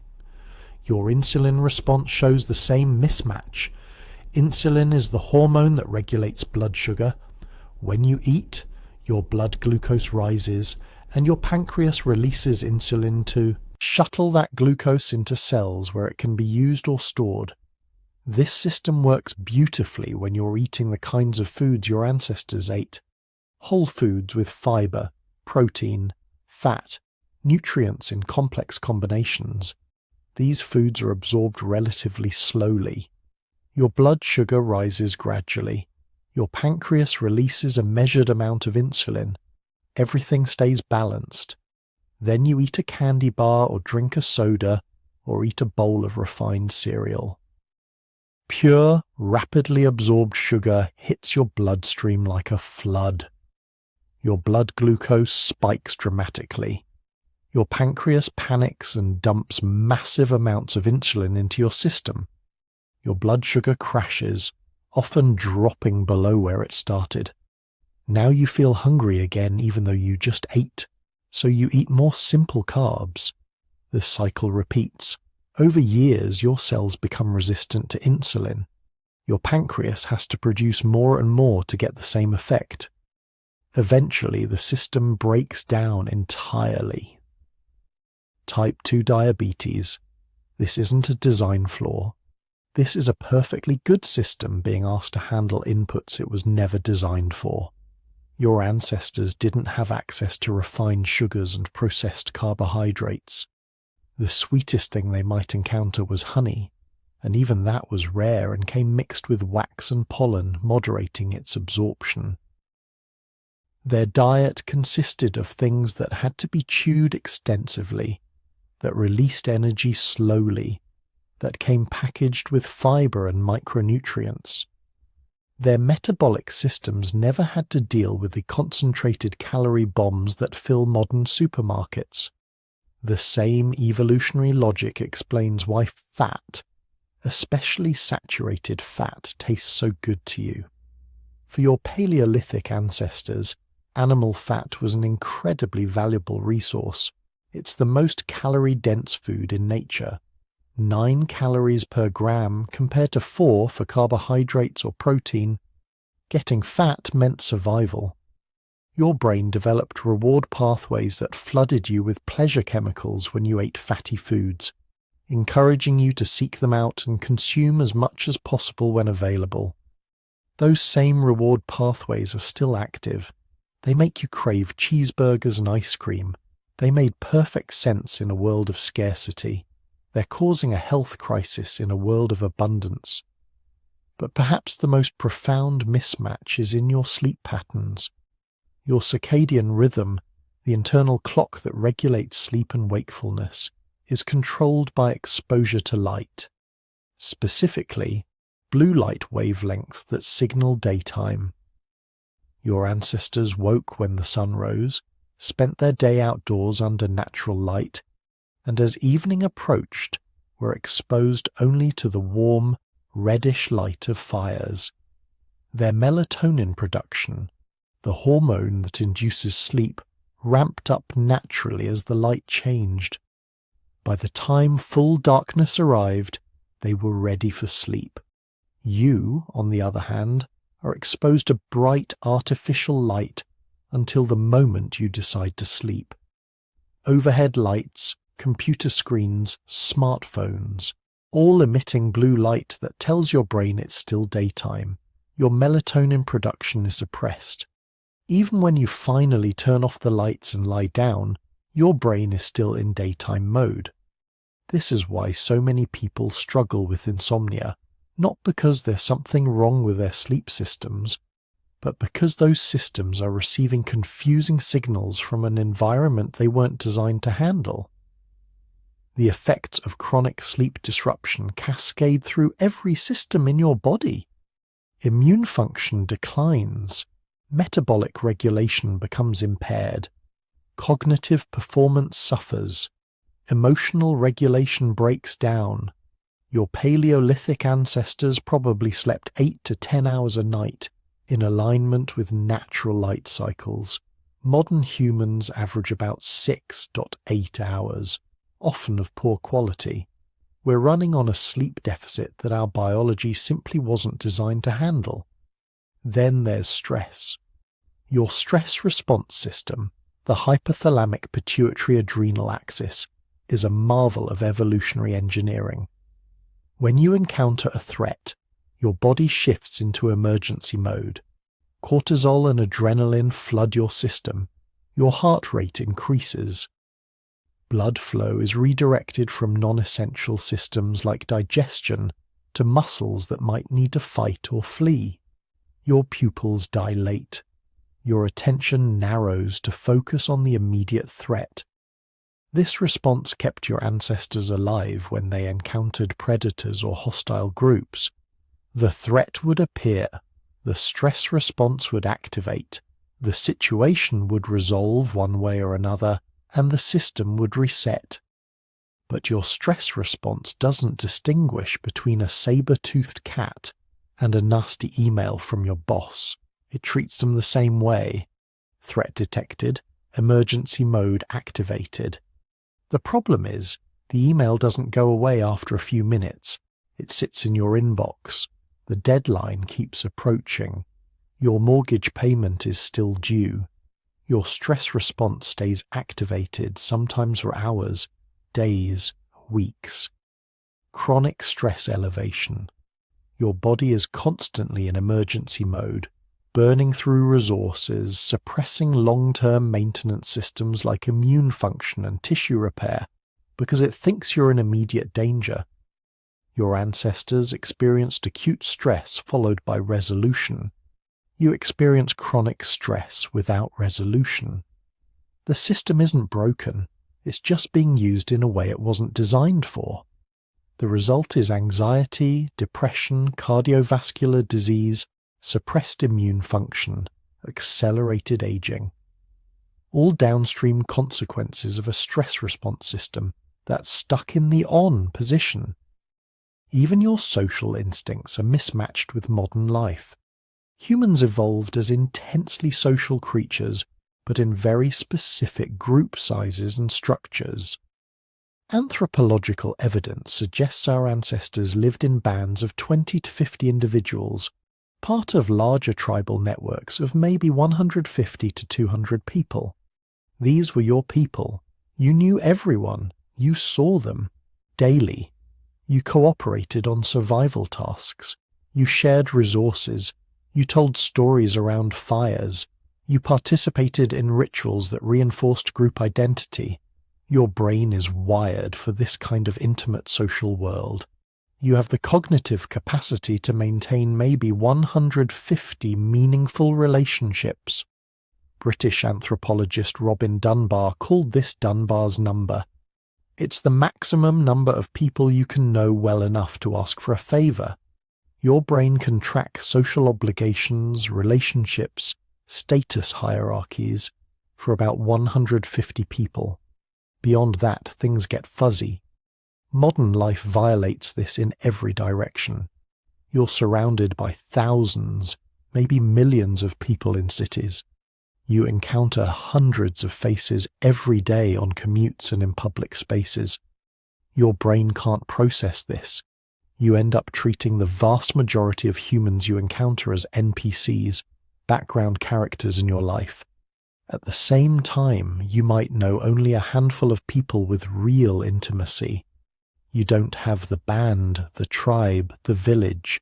You have a fragmented network of relationships mediated by screens and schedules. Social media makes this even worse. Now you're supposed to maintain connections with hundreds, maybe thousands of online contacts. Your brain, calibrated for face-to-face interaction with 150 people maximum, is overwhelmed. The result is the paradox of being constantly connected yet profoundly lonely. This isn't a personal failing. This is biology meeting an environment it wasn't designed for. Understanding all this, the deep mismatch between our Paleolithic bodies and modern lives, isn't just interesting evolutionary trivia. It's the key to making better choices about how you live. Your body isn't malfunctioning when you gain weight easily, when your back hurts after sitting all day, when you can't fall asleep at night, when you feel anxious and disconnected. Your body is functioning exactly as designed. It's just designed for a different world. The solution isn't to reject modern life and try to live like a hunter-gatherer. That's neither practical nor desirable, but you can make adjustments that honor your evolutionary heritage while enjoying modern benefits. Move more, throughout the day, in varied ways. Eat whole foods that would have been recognizable to your ancestors. Regulate your light exposure. Prioritize sleep. Find ways to manage stress that include physical resolution. Exercise, basically. Cultivate real social connections with a manageable number of people. None of this is about romanticizing the past. Paleolithic life was hard, dangerous, and short. Modern medicine, technology, and social organization have given us longer, healthier, more comfortable lives than our ancestors could have imagined. But we pay a price when we ignore the fundamental realities of our biology. You're living in an Ice Age body, carrying genetic instructions written during the worst environmental crisis in human history, navigating a world that changes faster than evolution possibly can. The more you understand that mismatch, the better equipped you are to bridge it. Your body is trying to help you survive. It's just using strategies that worked 100,000 years ago. Your job is to translate those ancient imperatives into a modern context, to give your Ice Age body what it needs while living a 21st century life. That's the modern human paradox, and learning to navigate it might be the most important survival skill you ever develop. So the bottleneck ends, the climate finally begins to stabilize, and humanity catches its breath after the longest near-death experience in our species' history. But here's what most people don't realize. Those survivors, those few thousand individuals who made it through 117,000 years of environmental hell, they weren't just going to bounce back and spread across the world immediately. They were traumatized, genetically depleted, and scattered across whatever corners of Africa had kept them alive. Picture the world around 60,000 years ago. Your ancestors have spent hundreds of generations learning to survive in a very specific set of African environments. They know which plants are edible, which water sources are reliable, whether game animals migrate during different seasons. They've perfected survival in their little corner of the world.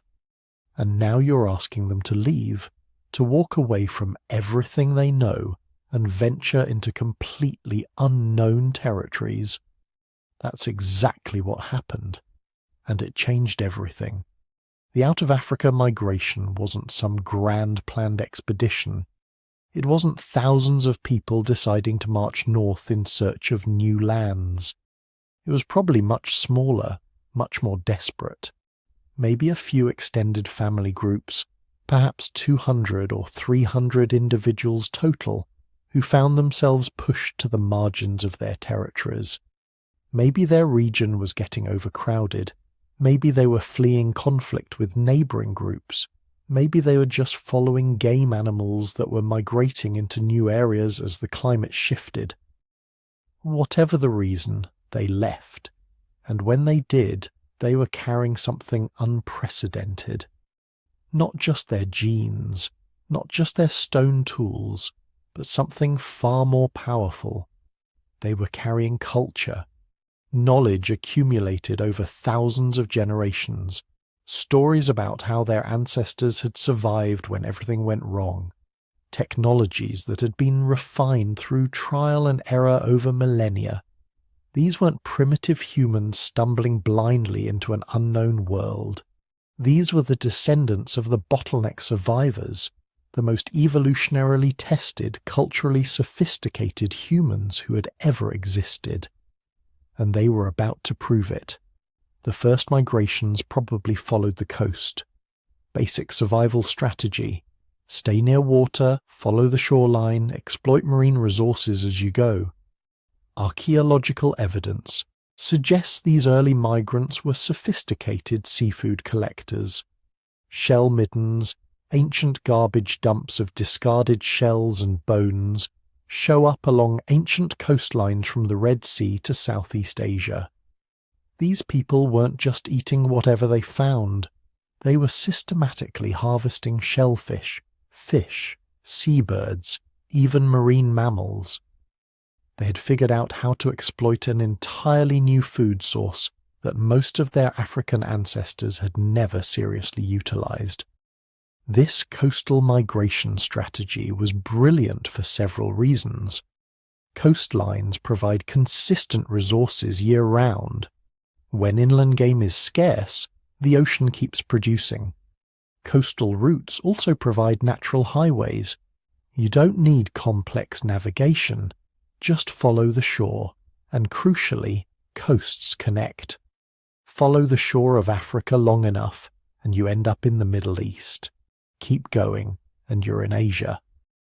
Within just a few thousand years, barely a blink in evolutionary terms, the descendants of those first migrants had spread along the entire southern coast of Asia. Archaeological sites in Arabia, India, Southeast Asia, even Australia, all show signs of human occupation dating to between 60,000 and 50,000 years ago. These are the coastal pioneers moving faster than any human population had ever moved before, not because they were more mobile, but because they had figured out how to take their food supply with them. But here's where it gets really interesting. As these groups spread, they weren't evolving into different species. Remember, the bottleneck had done something unique to human genetics. We had already been through the evolutionary ringer. Our genes had been selected for adaptability, for the ability to survive dramatic environmental changes. So when these migrants encountered new environments, tropical rainforests, seasonal monsoon regions, arid deserts, they didn't need biological evolution to survive. They had something better. Cultural adaptation. A group moving into a tropical rainforest didn't need to evolve new digestive systems to handle different foods. They just needed to figure out which plants were safe to eat, how to process toxic foods to remove poisons, which animals could be hunted effectively. This knowledge could be learned, tested, refined, and passed down within a single generation. Evolution would take thousands of generations to accomplish the same thing. The archaeological record from this period shows an explosion of specialized tools. Groups in forested regions developed sophisticated traps and snares. Those in open grasslands refined long-distance projectile weapons. Coastal populations created specialized fishing gear. Each group was adapting rapidly to local conditions, but they were doing it through innovation, not evolution. And then they met their cousins.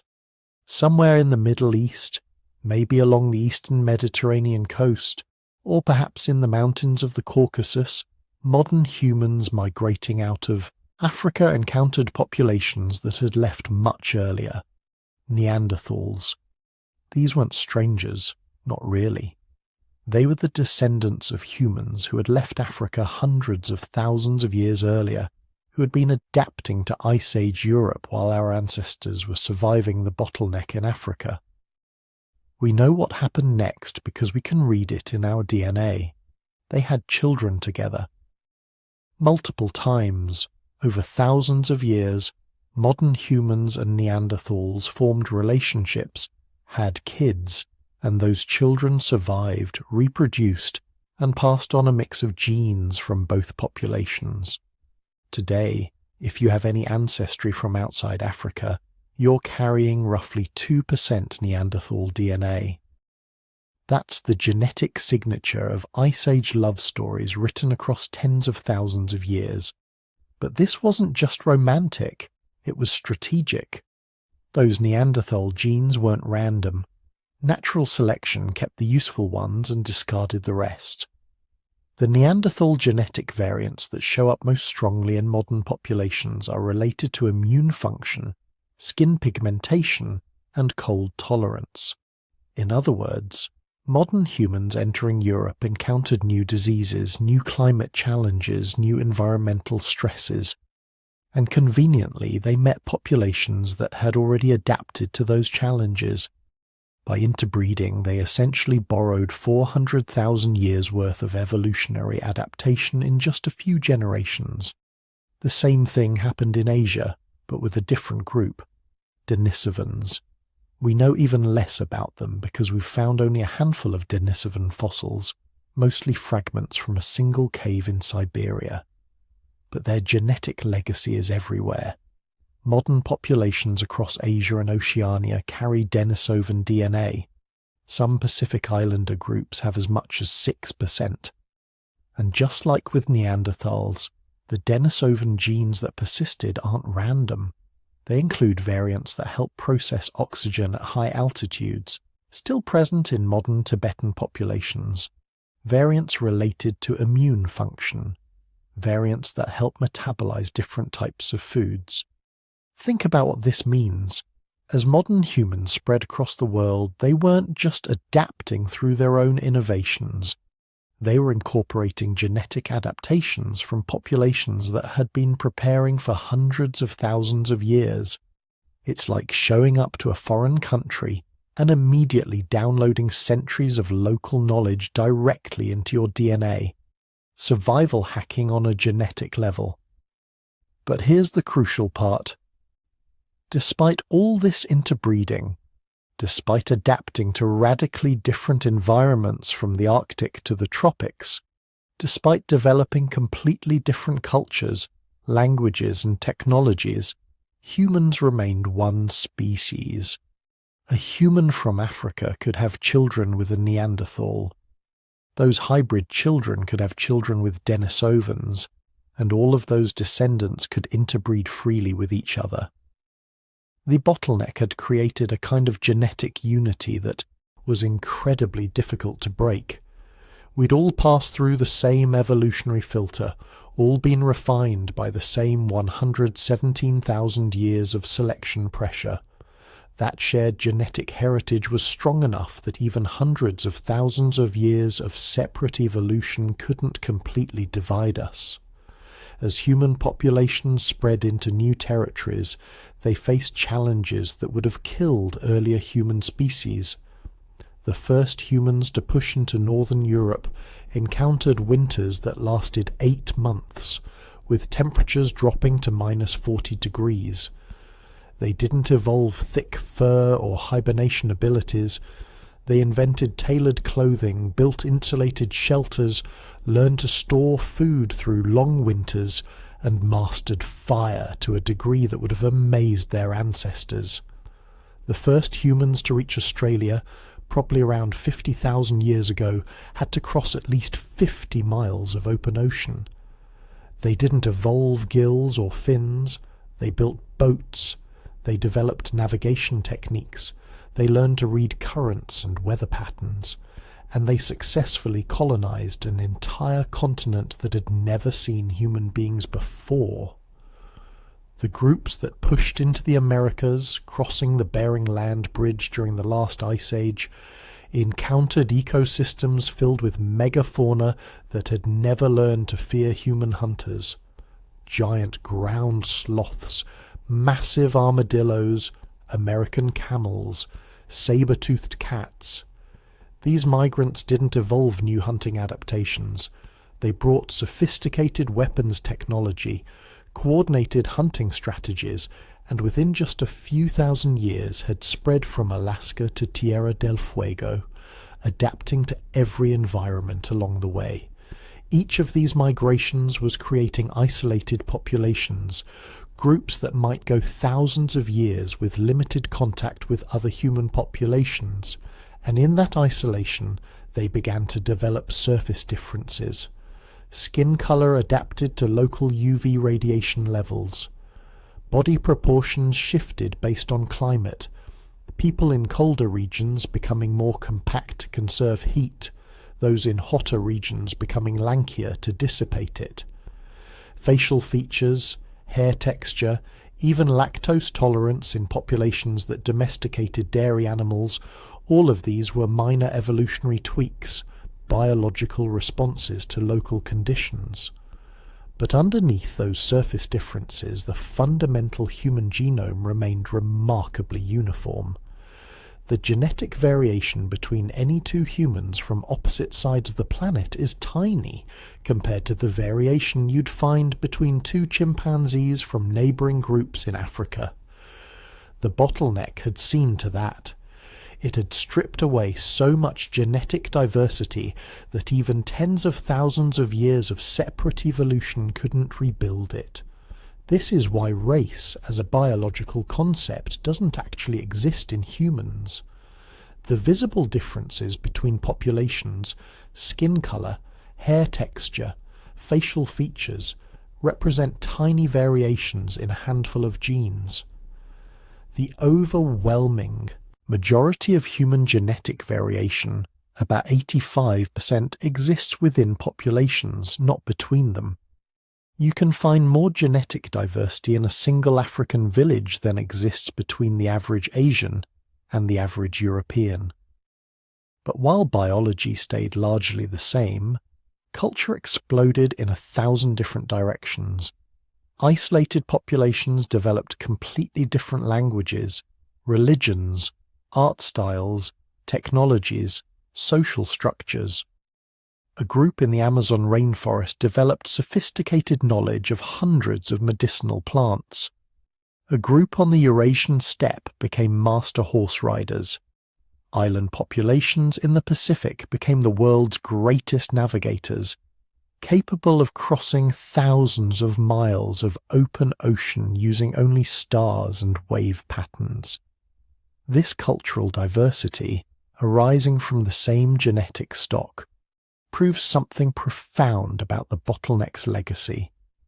The evolutionary pressures of those 117,000 years didn't just select for intelligence or adaptability in general, they selected for extreme cultural learning ability, the capacity to absorb, create and transmit complex information across generations. This was humanity's true superpower, not strength or speed or specialized adaptations, but the ability to learn anything, create anything, adapt to anything through culture rather than evolution. By 10,000 years ago, humans had colonized every continent except Antarctica. They'd adapted to every climate zone on Earth. They'd developed hundreds of distinct cultures and languages, but they remained one species, all carrying the genetic signature of those 1,280 breeding individuals who survived the bottleneck, all descended from the survivors who refused to let extinction win. This diaspora, this explosion of humanity across the planet, wasn't the end of the bottleneck's influence. It was the beginning of humanity's true story. Because now, armed with cultural evolution as their primary adaptation, humans were about to do something no other species in Earth's history had ever accomplished. They were about to stop being subject to their environment and start controlling it instead. So here's the question that keeps evolutionary biologists up at night. Are we still evolving? Or did we really stop 100,000 years ago when that bottleneck locked in our basic body plan? The answer is complicated because it depends entirely on what you mean by evolution. If you're asking whether humans are undergoing the kind of dramatic physical transformations that marked our earlier history, then no. We're not developing bigger brains, we're not growing wings, we're not becoming a different species. The bodies we have right now, the same basic blueprint that emerged from the bottleneck, are essentially the bodies we'll have for the foreseeable future. But if you're asking whether natural selection is still acting on human populations, whether our genes are still changing in response to environmental pressures, then the answer is absolutely yes. We're evolving right now, at this very moment. Just not in the ways you might expect. Take lactose tolerance. For most of human history, no adult could digest milk. After weaning, everyone lost the ability to process lactose, the sugar in milk. This made perfect sense. Why waste energy producing an enzyme you didn't need anymore? But then, around 10,000 years ago, some human populations domesticated cattle, sheep, and goats. Suddenly there was a huge nutritional advantage to being able to drink milk as an adult. Extra calories, extra protein, extra nutrients, especially in environments where other food sources were scarce.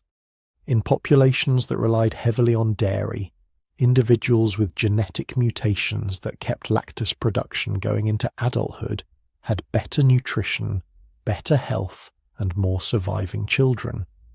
Within just a few thousand years, which is incredibly fast in evolutionary terms, lactose tolerance swept through European, some African, and Middle Eastern populations. Today, roughly 35% of people worldwide can digest milk as adults. That's evolution. Recent, rapid, and directly tied to cultural innovations. Or consider high-altitude adaptations. When modern humans first moved into the Tibetan Plateau, probably around 30,000 years ago, they encountered a major problem. At elevations above 13,000 feet, there's about 40% less oxygen in the air than at sea level. Try running on 40% less oxygen and see how well you do. Most people get altitude sickness, headaches, nausea, difficulty thinking clearly. Pregnant women face even worse problems, including higher rates of miscarriage and infant mortality. But Tibetan populations didn't just tough it out. They evolved.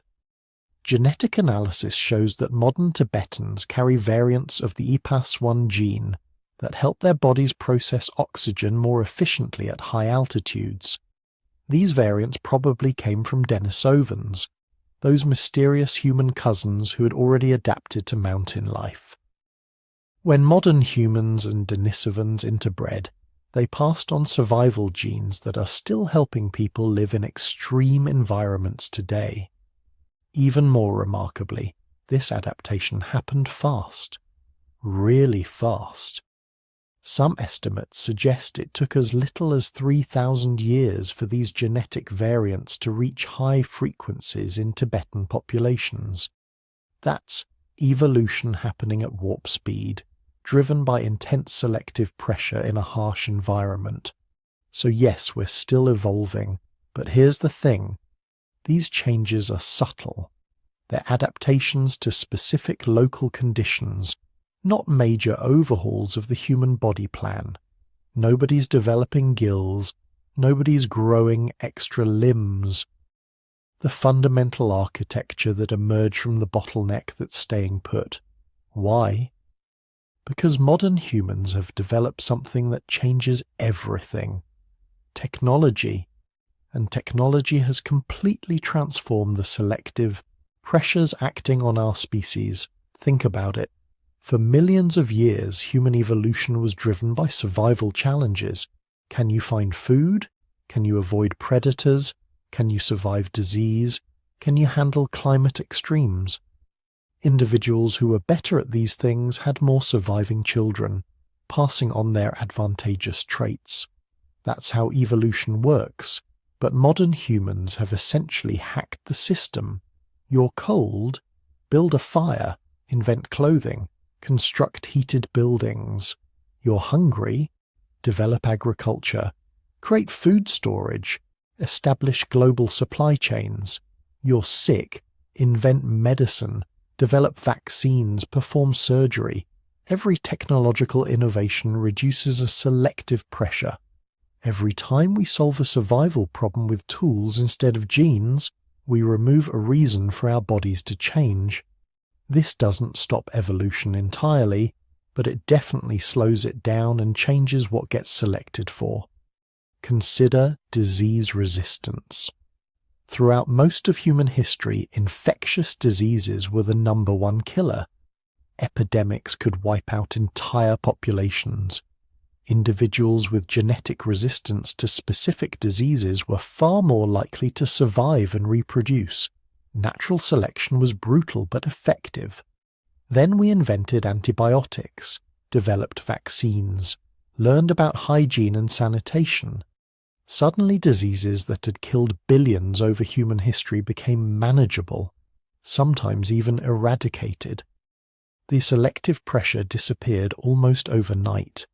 We no longer need genetic resistance to smallpox because we eliminated smallpox. We don't need genetic resistance to bacterial infections because we have penicillin. This is why modern medicine is both amazing and evolutionarily strange.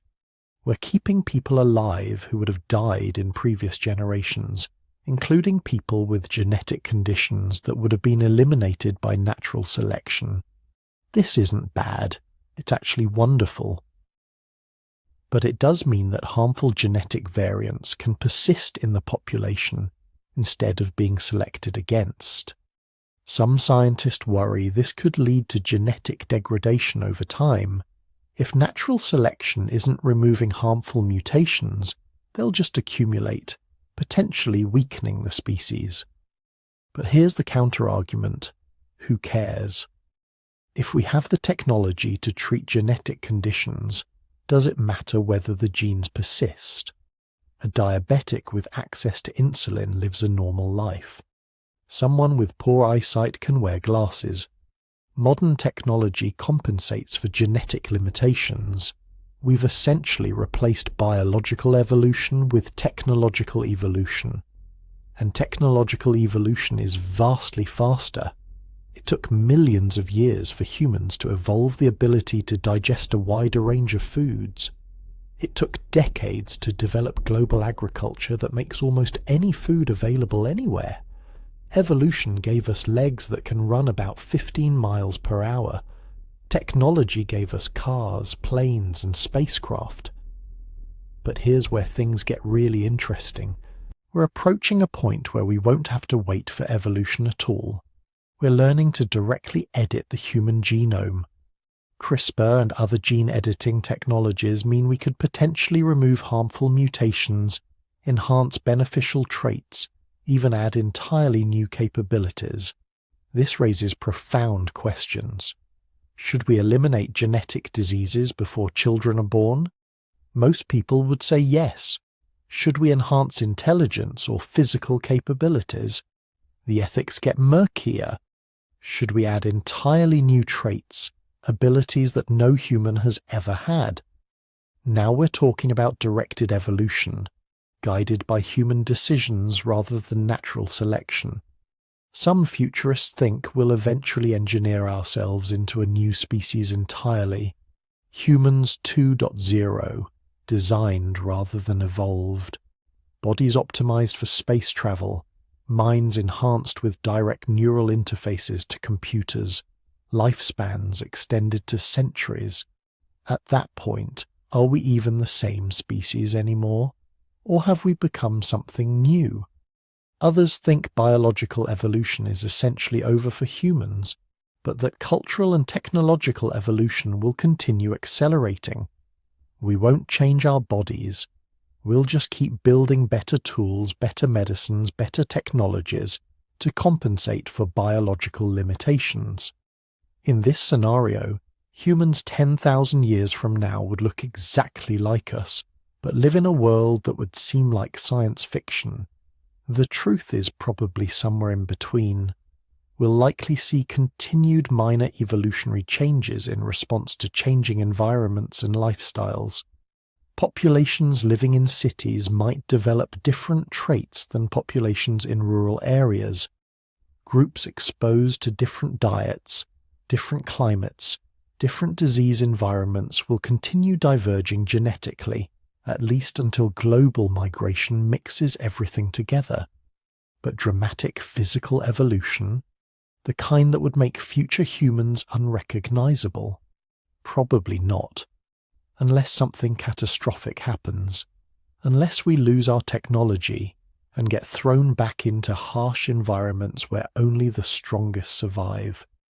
Unless we colonize other planets with extreme conditions that demand major adaptations. Here's the fascinating part. We're living in a unique moment in human history. For 99% of our existence as a species, we were subject to the same evolutionary forces as every other organism. Natural selection shaped us generation by generation, adapting our bodies to changing environments. Then, in just the last few thousand years, we developed technologies that essentially freed us from those constraints. We live in bodies designed for the African savanna, but we've used our minds to inhabit every environment on Earth. We have the digestive system of persistence hunters, but we've created agriculture that lets us eat anything. We have the brain capacity of Ice Age survivors, but we've built civilizations that span the planet. This is what makes humans unique. Not that we stopped evolving, but that we found another way to adapt. Faster, more flexible, more powerful than genetic evolution could ever be. We adapt through culture, through technology, through accumulated knowledge passed down and built upon generation after generation. And cultural evolution is accelerating. The pace of technological change is increasing exponentially. Innovations that took thousands of years in the past now happen in decades or years. The smartphone in your pocket contains more computing power than existed in the entire world 50 years ago. Technologies that seemed impossible a generation ago are commonplace now. So do we need to evolve physically anymore? Probably not. Our bodies are good enough, adaptable enough, capable enough to handle whatever challenges we face as long as we have our technology. Our brains, refined by that ancient bottleneck and honed by hundreds of thousands of years of harsh selection, are powerful enough to solve problems faster than evolution ever could. But evolution isn't done with us entirely. It's just changed forms.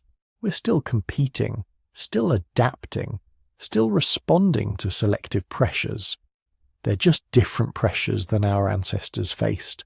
Not predators and starvation, but information overload and sedentary lifestyles. Not Ice Age climates, but pollution and climate change. Not infectious diseases, but chronic conditions like diabetes and heart disease. Whether humans will continue to evolve biologically is an open question.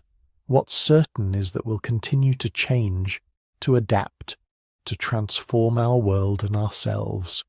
Whether that happens through genes or technology or some combination of both, we remain what the bottleneck made us. Survivors, adapters, problem solvers, the descendants of those 1,280 individuals who refused to give up when extinction seemed certain. We carry their genes, their resilience, their determination to survive no matter what the world throws at us. That's not stopping anytime soon. The form might change, but the essence remains. We're still the species that looked at impossible odds and decided to keep fighting. Still the survivors of the bottleneck, still evolving just in ways our ancestors could never have imagined. So here we are, at the end of a journey that took us back nearly 1 million years, to a moment when everything hung in the balance, when humanity was reduced to perhaps 1,280 breeding individuals scattered across a dying landscape, clinging to survival by their fingernails. And here's what that moment did to us. It froze us, not metaphorically, but literally. 100,000 years ago, human physical evolution essentially stopped. That genetic bottleneck compressed our diversity so tightly that our bodies haven't had enough variation to work with since. We're still walking around in Ice Age bodies, still carrying the same basic genetic toolkit that kept those 1,280 survivors alive through the worst climate disaster in our species' history. Think about that for a moment. Every human alive today, all 8 billion of us, we're basically clones of those bottleneck survivors. Oh, we've got superficial differences, skin color, hair texture, height variations, but genetically, we're almost identical. A human from Norway and a human from Kenya are more similar to each other than two chimpanzees from neighbouring troops in the same forest. That bottleneck made us the least diverse large mammal on the planet, and paradoxically, it also made us the most successful. Because when physical evolution stopped, something else took over: cultural evolution. The survivors of that bottleneck weren't just tough, they were smart, they were cooperative, they were capable of learning, adapting, sharing knowledge across generations. They had to be, because those were the only traits that could save you when the world was ending, and we inherited all of it. Every person alive today carries genes selected for intelligence, cooperation, and adaptability under the most extreme conditions imaginable. We're all products of the worst that nature could throw at our ancestors. All evidence that sometimes, just sometimes, when everything goes wrong, a few individuals can be tough enough, smart enough, and cooperative enough to keep hope alive until the world becomes livable again. But here's the really incredible thing.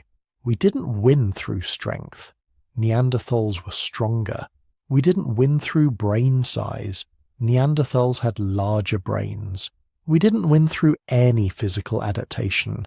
We won through flexibility, through our ability to change our behavior faster than genes could change our bodies. We won through culture, through technology, through the power of accumulated knowledge passed down from generation to generation. And that's still our superpower today. We don't need to evolve thicker fur to survive in cold climates. We invent clothing. We don't need to evolve different digestive systems to eat new foods. We invent cooking. We don't need to evolve wings to fly. We build airplanes. Every challenge that would take nature millions of years to solve through genetic evolution, we solve in decades or centuries through cultural innovation. That frozen moment 100,000 years ago, that genetic bottleneck that stopped our physical evolution, it didn't make us weaker. It made us something unprecedented in the history of life on Earth. A species that evolves through ideas instead of genes, through cooperation instead of competition, through culture instead of biology. But the story of the bottleneck also teaches us something important about our future. It reminds us how fragile we really are, how close we came to extinction, how dependent we are on environmental stability and social cooperation. Those 117,000 years when our ancestors lived on the edge of oblivion, they weren't chosen for hardship. They didn't ask for the challenge. They just got unlucky with climate, and they survived through a combination of intelligence, cooperation, and sheer stubborn refusal to give up. We're facing our own challenges now. Climate change, environmental degradation, social conflicts that sometimes seem insurmountable. But we carry in our genes the memory of ancestors who survived worse, who held on through 117,000 years of near extinction and came out the other side stronger, smarter, more adaptable than before. We are the descendants of the survivors, the products of the bottleneck, the inheritors of every adaptation, every innovation, every desperate survival strategy that kept humanity alive when death seemed certain. And if they could survive what they faced, if they could maintain hope and cooperation through the worst environmental crisis in human history, then maybe we can face our challenges too. Not through physical evolution. That ship has sailed. Our bodies are frozen in that ice age moment. But through the same cultural evolution, technological innovation, and cooperative problem solving that got us through the bottleneck in the first place. That's our legacy. That's what that frozen moment gave us. Not perfect bodies, but adaptable minds. Not physical strength, but cultural resilience. Not individual superiority, but collective survival. And as you drift off to sleep tonight, wherever you are in the world, you're part of that story. You carry those bottleneck genes. You're connected through unbroken lines of descent to those 1,280 survivors who refuse to let humanity die. If you enjoyed this journey through our evolutionary history, hit that like button, subscribe to the channel, and drop a comment telling us where in the world you're listening from as you fall asleep. It's amazing to think that bottleneck survivors' descendants are now scattered across the entire planet, all drifting off to sleep under the same stars our ancestors once looked up at, wondering if they'd survive another day. Sleep well. You're the product of 900,000 years of survival against impossible odds. You've got good genes.